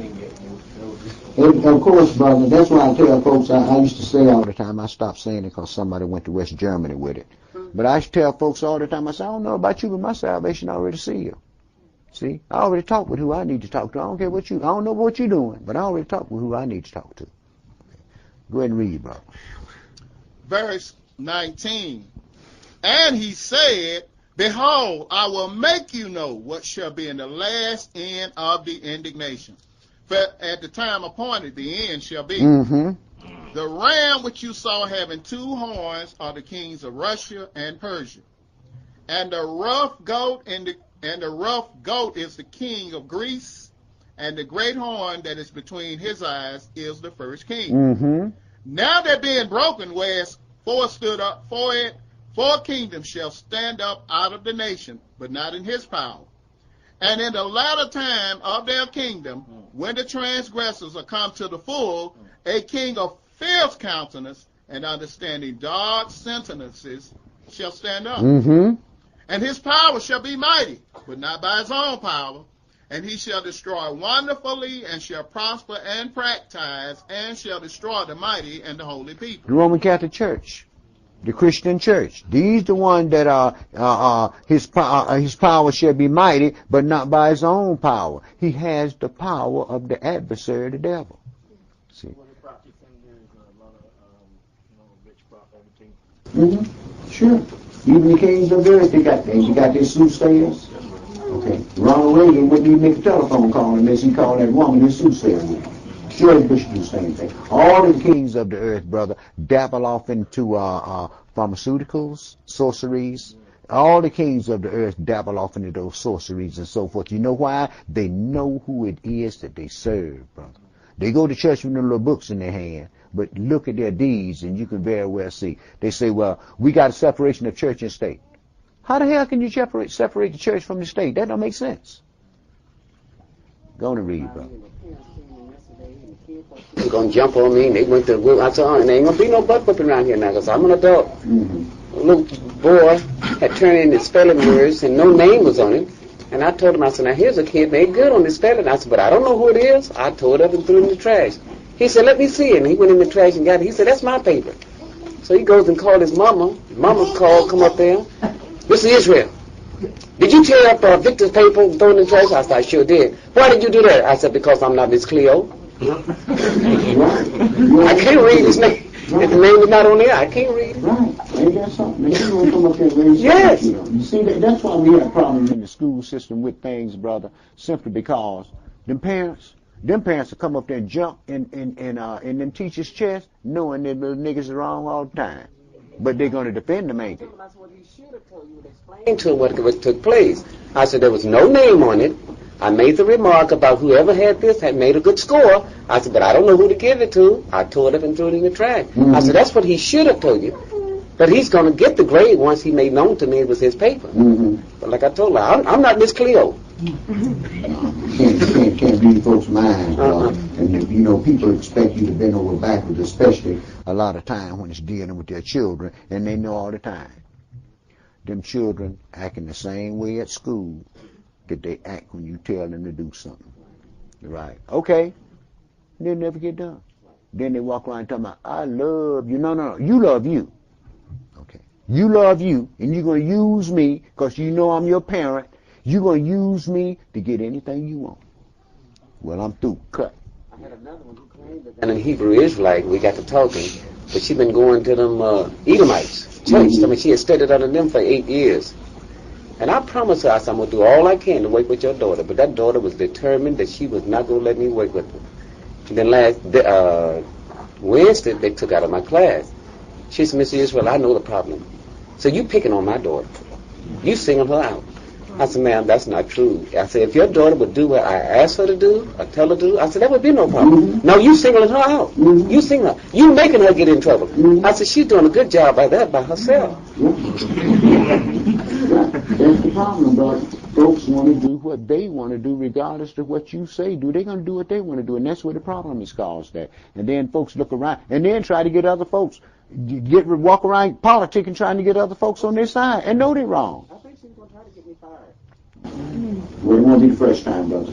Folks can try to get you fired. Right. It won't be the first time, so you know what that's all about. Go ahead now, please. Because who you serve. Oh, yeah. That's what Aisha tell me. She said, it's because of who we are. Who you are and who you serve, and you know it. They don't like it. Go ahead and finish up, Steve. Daniel chapter 8, verse 25. And through his policy also he shall cause craft to prosper in his hand. Religion is a craft. Go ahead, brother. And he shall magnify himself in his heart. Right, I am Pope, Papa. Right, I'm ruler of all the churches. Go ahead, brother. And by peace shall destroy many. He shall also stand up against the prince of princes, but he shall be broken without hand. Right, and you see what the nations are doing, man. They're running all over town. We got to put peace in these folks' land. We got to put peace in these folks' land. How the hell can the nations have peace and Israel over here getting ready to be destroyed? Go on and read, brother. Verse 26. And the vision of the evening and the morning which was told is true. Wherefore shut you up the vision, for it shall be for many days. And I, Daniel, fainted and was sick certain days. Afterward I rose up and did the king's business, and I was astonished at the vision, but none understood. Amen. Now the image, the tree, and the dream of the beast, these are the four final empires that the Europeans or Gentiles of Japhet of Genesis 10 would govern on the earth. Daniel 7 tells us of the last four empires and that the people whom they destroyed will take the fourth kingdom from them. Revelation 13 tells us that they are reviving the so-called Holy Roman Empire. And Revelations 18 and 20 tells us that the Lion of Yehudah, the root and offspring of David, Yeshua, will return and overthrow this final kingdom that Lucifer was allowed to bring upon the earth. Daniel didn't understand these prophecies because the visions were sealed up until the time of the end. But since the late 60s, these prophecies has been opened. Many priests have been sent to the house of Israel, and those called and chosen hear what the Spirit says in Holy Convention. You know them by their fruits. Now, let's go into chapter 9 and read verse 1 through verse 27, my brother.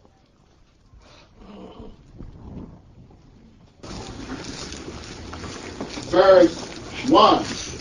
In the first year of Darius, the son of Ahasuerus, of the seed of the Russians, which was made king over the realm of the Chaldeans, in the first year of his reign, I, Daniel, understood by books the number of the years, whereof the word of Yahweh came to Jeremiah the prophet, that he would accomplish 70 years in the desolation of Jerusalem. And I set my face unto the Adonai Elohim to seek by prayer and supplications with fasting and sackcloth and ashes. And I prayed unto Yahweh my Elohim and made my confession and said, O Adonai, the great and dreadful Elohim, keeping the covenant and mercy to them that love him and to them that keep his commandments, we have sinned and have committed iniquity and have done wickedly and have rebelled even by departing from your precepts and from your judgments. Right, he didn't say the people have sinned and I'm clean. He said we have sinned. Go ahead, brother. Verse 6. Neither have we hearkened unto your servants the prophets, which spake in your name to our kings, our princes, and our fathers, and to all the people of the land. O Adonai, righteousness belongeth unto thee, but unto us confusion of faces, as at this day. To the men of Yehudah, and to the inhabitants of Jerusalem, and unto all Yisrael that are near and that are far off, through all the countries whither you have driven them, because of their trespass that they have trespassed against you. O Adonai, to us belongeth confusion of face, to our kings, to our princes, and to our fathers, because we have sinned against thee. To the Adonai, our Elohim, belong mercies and forgiveness, though we have rebelled against him. Neither have we obeyed the voice of Yahweh, our Elohim, to walk in his laws, which he set before us by his servants, the prophets. Yea, all Israel have transgressed your law, even by departing, that they might not obey your voice. Therefore the curse is poured upon us, and the oath that is written in the law of Moshe, the servant of Elohim, because we have sinned against him. And he hath confirmed his words which he spake against us, and against our judges that judged us, by bringing upon us a great evil.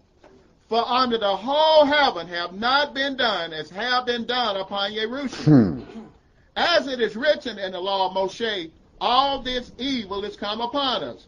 Yet made we not our prayer before Yahweh our Elohim, that we might turn from our iniquities and understand your truth. You know why? They thought they was walking all in righteousness. So why turn to your Creator and admit that your weaknesses, huh? You think you're greater than everybody else. You're more holier than thou. Go ahead, brother. Verse 14. Therefore have Yahweh watched upon the evil and brought it upon us. Amen. For Yahweh our Elohim is righteous in all his works which he doeth, for we obeyed not his voice.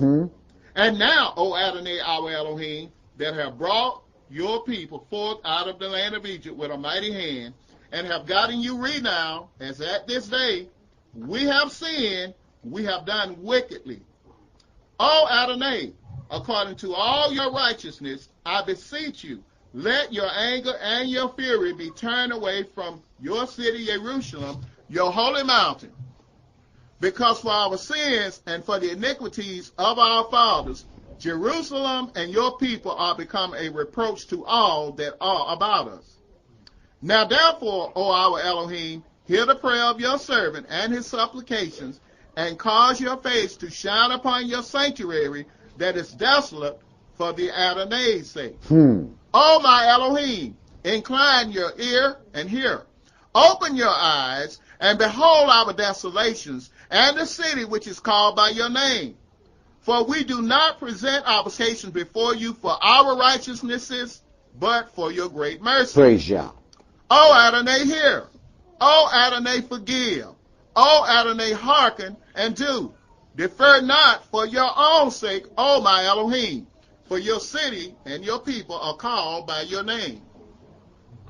And whilst I was speaking and praying and confessing my sin and the sin of my people Israel, and presenting my supplication before Yahweh my Elohim for the holy mountain of my Elohim, yea, whilst I was speaking in prayer, even the man Gabriel, whom I had seen in a vision at the beginning, being caused to fly swiftly, touched me about the time of the evening oblation.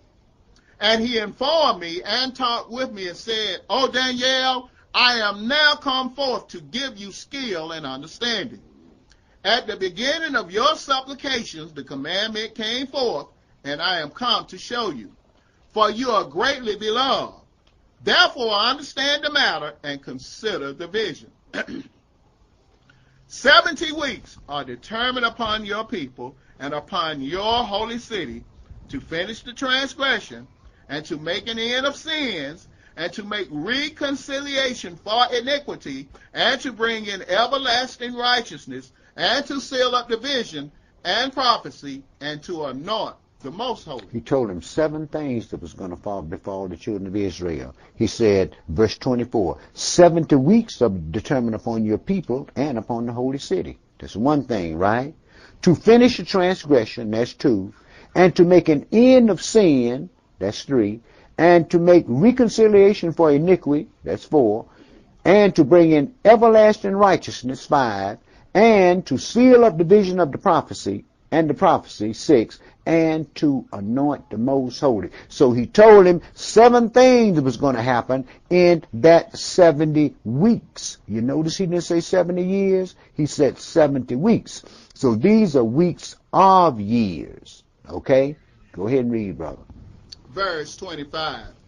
Know therefore and understand that from the going forth of the commandment to restore and to build Jerusalem unto the Messiah the Prince shall be 7 weeks and 62 weeks. So it'll be 69 weeks before from the going forth of the commandment to restore and to rebuild Jerusalem to the Messiah the Prince would be 69 weeks of years, right? Go ahead, brother. The street shall be built again, and the wall, even in troublous times.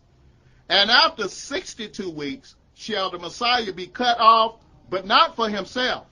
And the people of the prince that shall come shall destroy the city and the sanctuary, and the end thereof shall be with a flood, and unto the end of the war desolations are determined. Verse 26, and after 62 weeks shall the Messiah be cut off.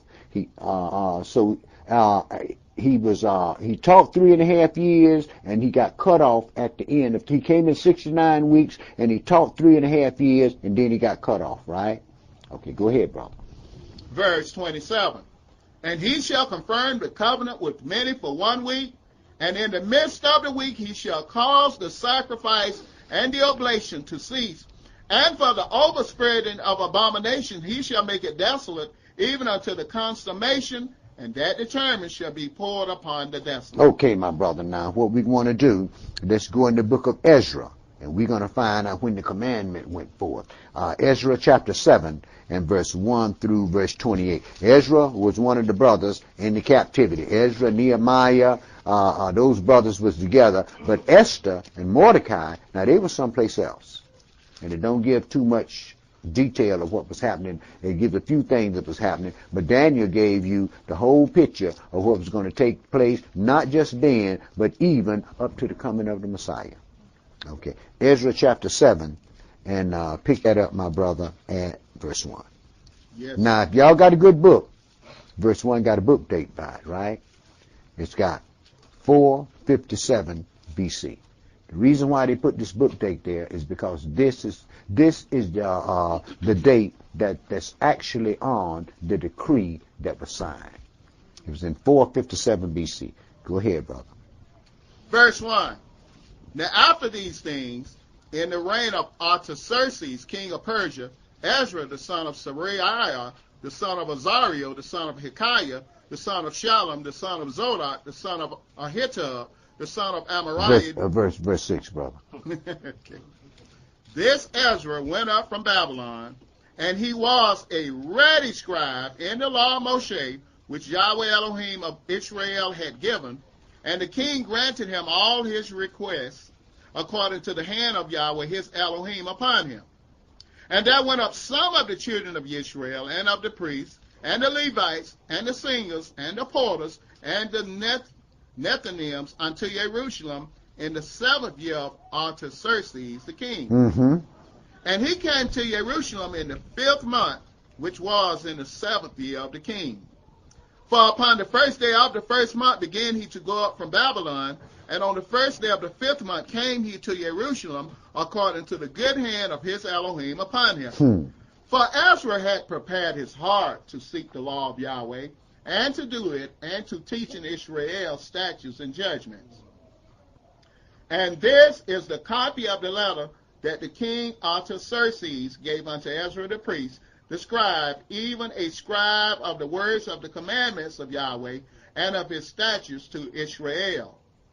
Artaxerxes, king of kings, unto Ezra the priest, a scribe of the law of the Elohim of heaven, perfect peace, and at such a time.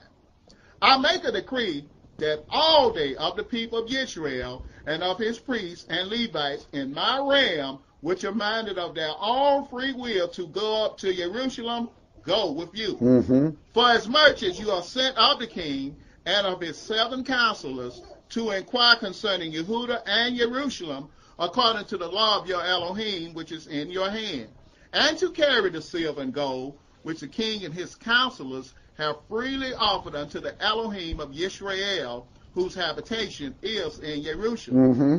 And all the silver and gold that you can find in all the province of Babylon, with the free will offering of the people and of the priests, offering willingly for the house of their Elohim, which is in Jerusalem, that you may buy speedily with this money bullocks, rams, lambs, with their meat offerings and their drink offerings, and offer them upon the altar of the house of your Elohim, which is in Jerusalem.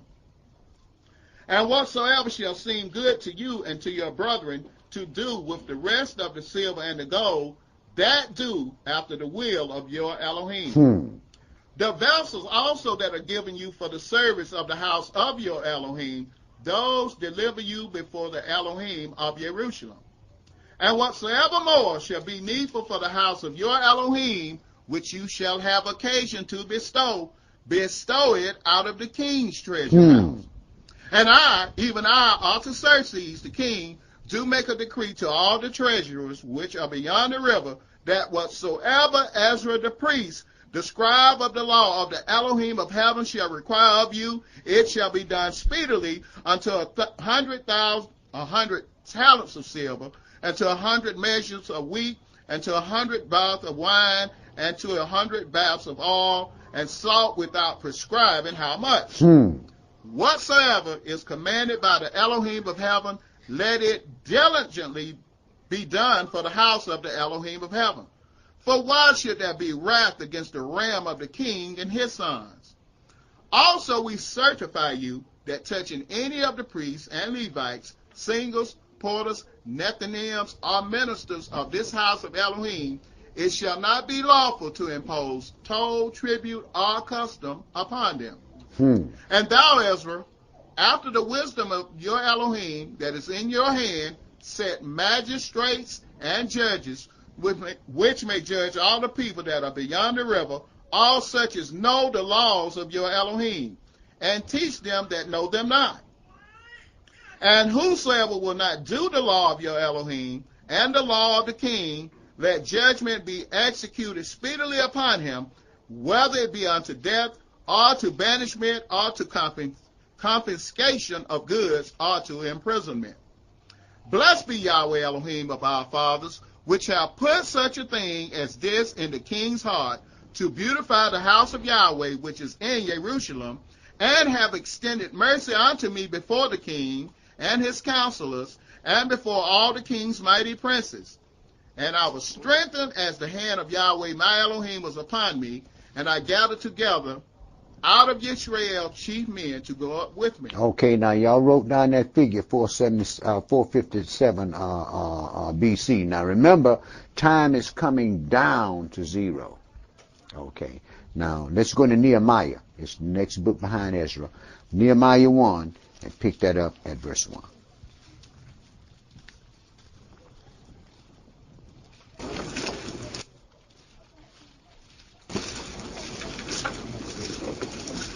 The words of Nehemiah the son of Hakaliah. And it came to pass in the month Kislev, in the 20th year, as I was in Shushan the palace, that Hananiah, one of my brethren, came, he and certain men of Yehuda, and I asked them concerning the Jews that had escaped, which were left of the captivity, and concerning Jerusalem. And they said unto me, the remnant that are left of the captivity there in the province are in great affliction and reproach. The wall of Jerusalem also is broken down, and the gates thereof are burned with fire. And it came to pass, when I heard these words, that I sat down and wept and mourned certain days, and fasted and prayed before the Elohim of heaven, and said, I beseech thee, O Yahweh Elohim of heaven, the great and terrible Elohim that keepeth covenant and mercy for them that love him and observe his commandments, let your ear now be attentive and your eyes open, that you may hear the prayer of your servant, which I pray before you now, day and night, for the children of Israel, your servants, and confess the sins of the children of Israel, which we have sinned against you. Both I and my father's house have sinned. Now this is Nehemiah talking about he done sinned. See? Folks find problem with you when they find out that you sin, but then you're reading the prophets and they telling you how much they sin.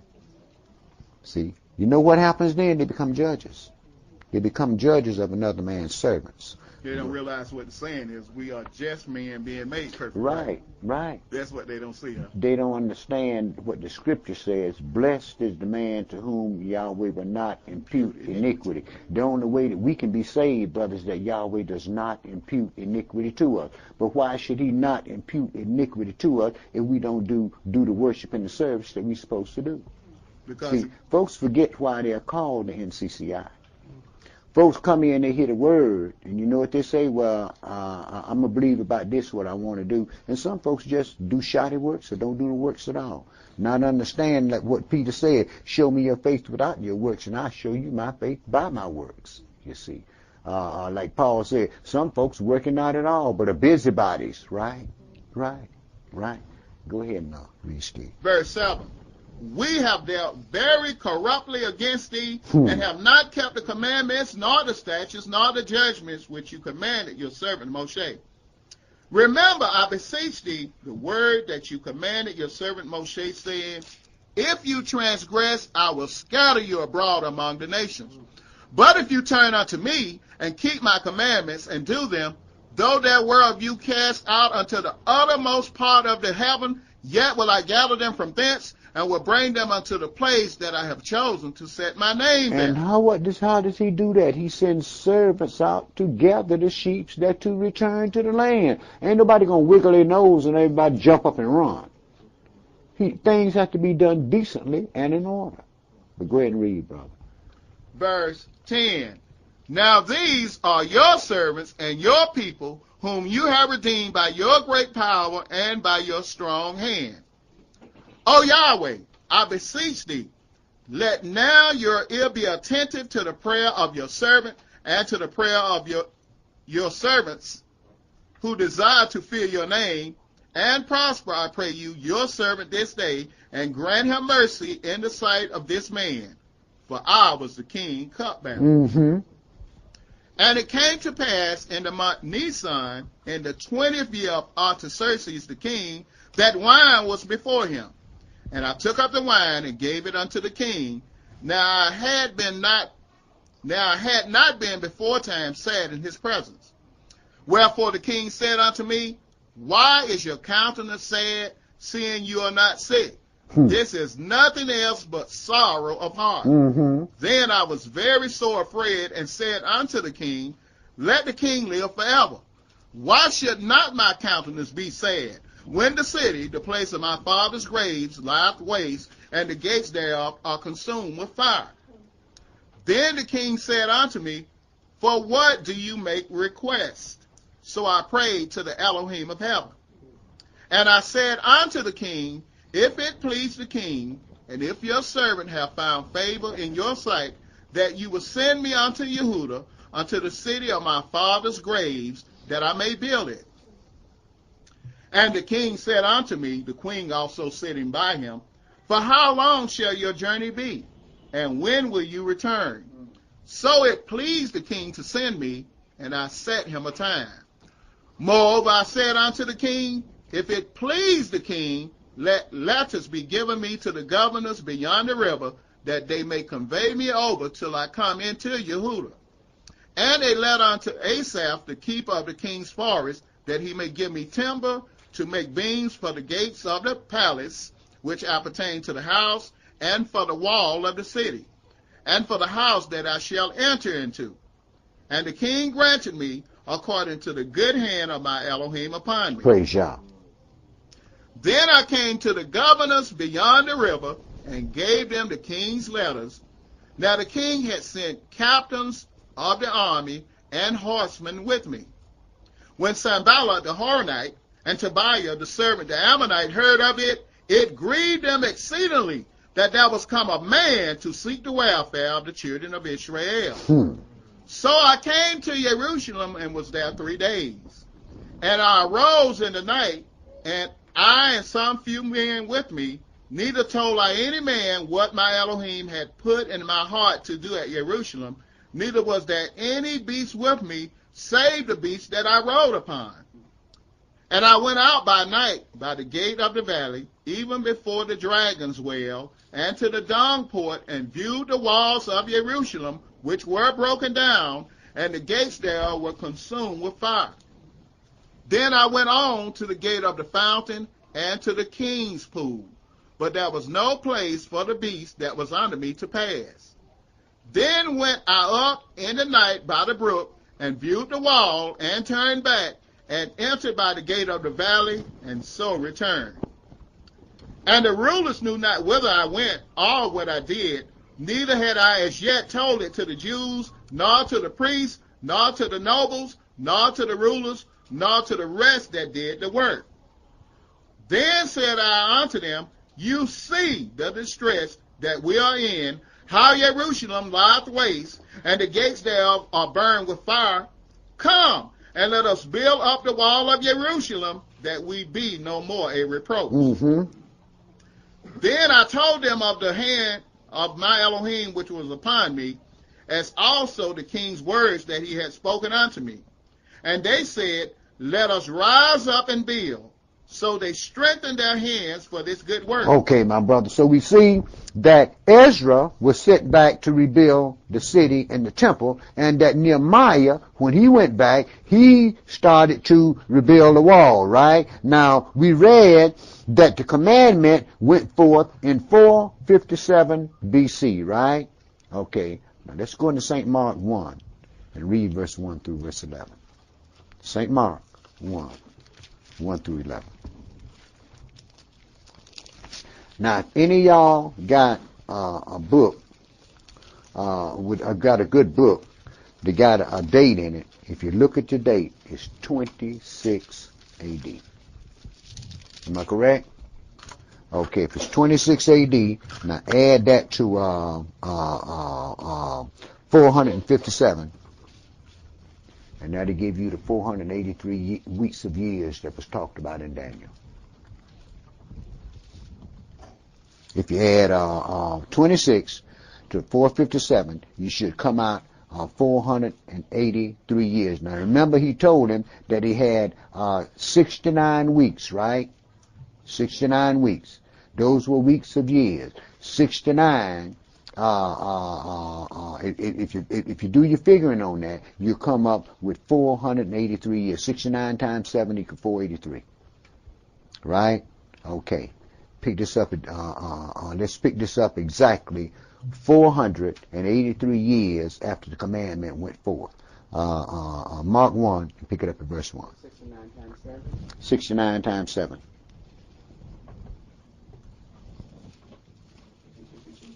Verse 1. You got it?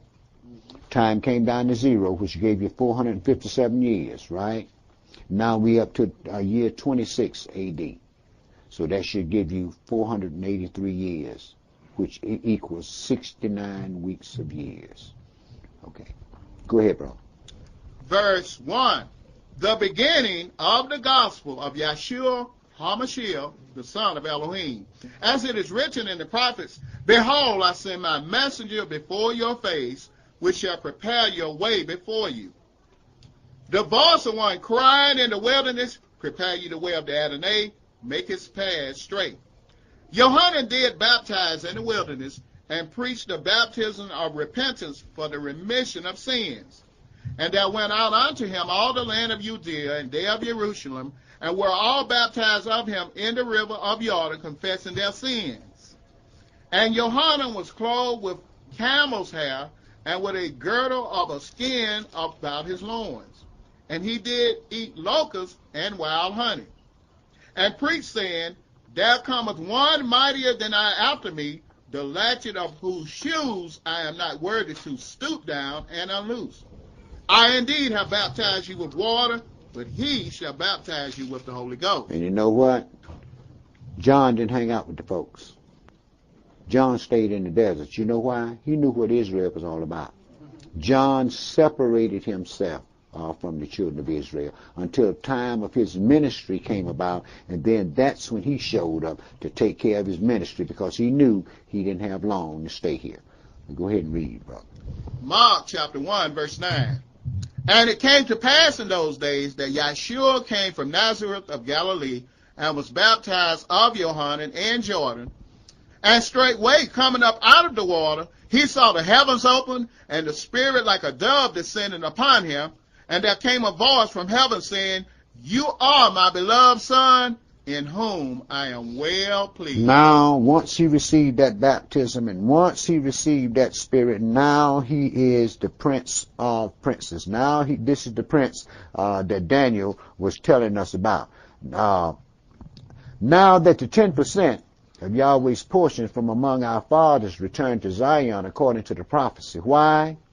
To produce the holy seed in their land. That was their purpose, to produce the holy seed. We got a different purpose. Each kingdom had a different purpose. Israel had different purposes at different times. Our father's purpose was to settle the land and to produce the Messiah.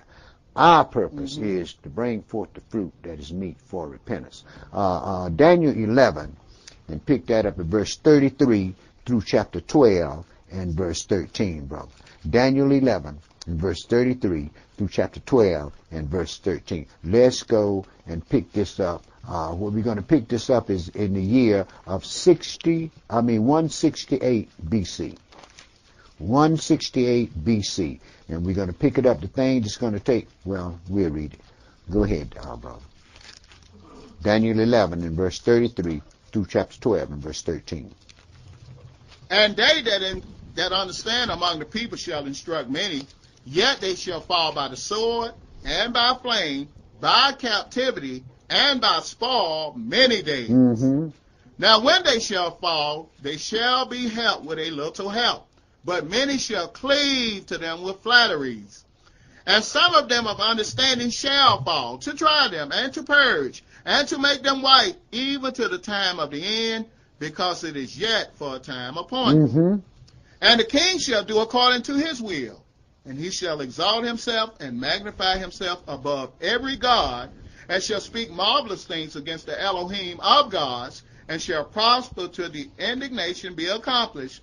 For that is determined shall be done.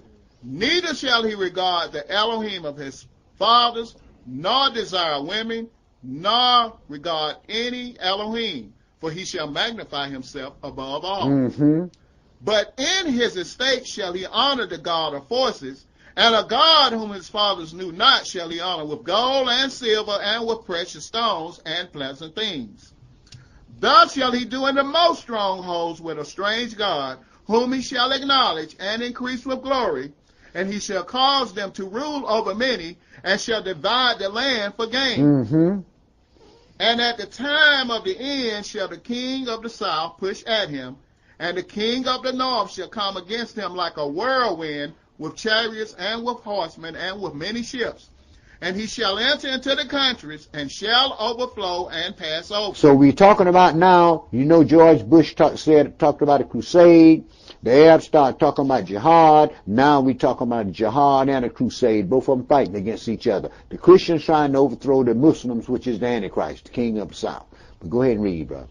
Verse 41.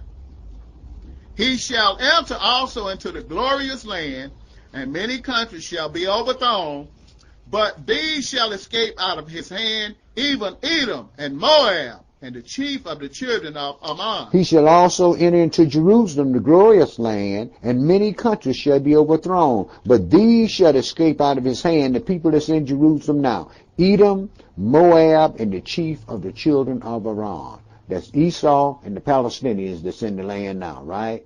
Go ahead, brother. Verse 42. He shall stretch forth his hand also upon the countries, and the land of Egypt shall not escape. But he shall have power over the treasures of gold and of silver, and over all the precious things of Egypt, and the Libyans and the Ethiopians shall be at his step. But tidings out of the east and out of the north shall trouble him. Therefore he shall go forth with great fury to destroy, and utterly to make away many. And he shall plant the tabernacle of his palace between the seas and the glorious holy mountain. Yet shall he come to his end, and none shall help him. Right. The news that he's going to hear is that those 10 kings that hated the whore, they're going, in Revelation, they're going to destroy Vatican City, right? This is when the Pope sets his palace in between the seas and the glorious holy mountain of Jerusalem, and he will be in the city when Judah invades Jerusalem. But go ahead and read, brother. Daniel chapter 12, verse 1. And at that time shall Michael stand up, the great prince which standeth for the children of your people, and there shall be a time of trouble, such as never was since there was a nation, even to that same time. And at that time your people shall be delivered, everyone that shall be found written in the book. Not all folks, but everyone, all of the Israelites that are found written in the Lamb's book of life, they're going to be delivered. The rest of them, they're going to die by the sword. You got to understand, Yahweh's already told us that he's going to only save 1 in 3 of us. Mm-hmm. See, that's why I tell you, you got something, you got something in NCCI you're supposed to be doing, do it. Because if you don't do it, I'm going to move you out the way and put somebody else there. You know why? The job has got to be done. And people has to be prepared for the coming of the Messiah. We ain't got time for folks to say, well, I don't think I want. If you don't, move out the way and let somebody else who will. Yeah, go ahead, brother. Verse 2. And many of them that sleep in the dust of the earth shall awake, some to everlasting life, and some to shame and everlasting contempt. Now, let's not get that bent out of shape, because it's only those that's going to receive salvation that's going to wake out the dust at the return of the Messiah. The rest of the people is going to sleep during that 1,000 years and be woke up after the 1,000-year period to face the great white throne judgment for one purpose, to be thrown in the lake of fire. Yeah. Go ahead, brother. Verse 3. And they that be wise shall shine as the brightness of the firmament, and they that turn away, and they that turn many to righteousness as the stars forever and ever. Mm-hmm. But you, O Daniel, shut up the words and seal the book even to the time of the end. Mm-hmm. Many shall run to and fro, and knowledge shall be increased. Then I, Daniel, looked, and behold, there stood other 2, the one on this side of the bank of the river, and the other on that side of the bank of the river. And one said to the man clothed in linen, which was upon the waters of the river, how long shall it be to the end of these wonders? And I heard the man clothed in linen, which was upon the waters of the river, when he held up his right hand and his left hand unto heaven, and swear by him that liveth forever, that it shall be for a time, times and an half, and when he shall have accomplished to scatter the power of the holy people, all these things shall be finished. Mm-hmm. And I heard, but I understood not. Then said I, O my Adonai, what shall be the end of these things? And he said, go your way, Daniel, for the words are closed up and sealed to the time of the end. Right, Daniel, you don't need to know this. This thing here is closed up until the time of the end. I'm going to reveal this thing to my servants, and they're going to reveal it to our people. And y'all know that the things that y'all understand about this beast and all that stuff, y'all know where y'all got this knowledge from. Go ahead, brother. Any inkling that this empire was even mentioned in the scripture? Go on, brother. Verse 10. Many shall be purified and made white and tried, but the wicked shall do wickedly, and none of the wicked shall understand, but the wise shall understand. The wicked is going to always be picking and always trying to sow discord and so forth, but the wise is going to understand and get that job done. Why? Because your salvation depends on it. Go ahead, brother. Verse 11. And from the time that the daily sacrifice shall be taken away, and the abomination that make desolate set up, there shall be 1,290 days. Mm-hmm. Blessed is he that waiteth and come to the 1,335 days. That was it. Oh, read the next verse. Oh, verse 13. But you go your way to the end shall be, for you shall rest, and stand in your lot at the end of the day. Okay, my brother. Now, the period that we started reading about in the book, in Daniel 11 chapter, had to deal with the period of the beast, the time that's missing between Malachi and Matthew. You can pick that up in the Apocrypha if you care to read it. The Maccabees were called the Hammer. That's what Maccabee means, but we know that these were Judites. And what happened was on December 25th in 163 BC, Antiochus the Great invaded Zion, sacrificed the sow upon the altars. He compelled our fathers to eat swine's flesh and forbid temple worship and plundered the temple. Then Antiochus built an altar to Jupiter and proceeded to enslave great numbers of our people. These abominations provoked the people that had been sanctified, and they did great exploits in Yahweh's name during what is called the Maccabean period. After these heroes were killed in 143 BC, other family members started a new line of priesthood called the Hasmonean priesthood, and they united the civil and the priestly authority together to share that power. But the newly consolidated Hasmonean power possessed none of the virtues of their predecessors, so civil war resulted. And in 63 BC, Pompey conquered Judea, ending that civil war. Pompey changed Judea, he claimed Judea rather, as a Roman province, and gave John Hyrcanus, the last of the priests of the Hasmonean line, a menial position in Zion. But the real power was given to Antipater, the seed of Esau. And in 47 BC, Julius Caesar made that Edomite procurator of Judea and his brother Herod, the governor of Galilee. And in 40 BC, Herod was appointed king of the Jews, and Herod was king of Judea when Yeshua, the Lamb of Israel, was born. And I'm going to stop right there, and next week what we'll do, we'll pick this thing up in the New Testament.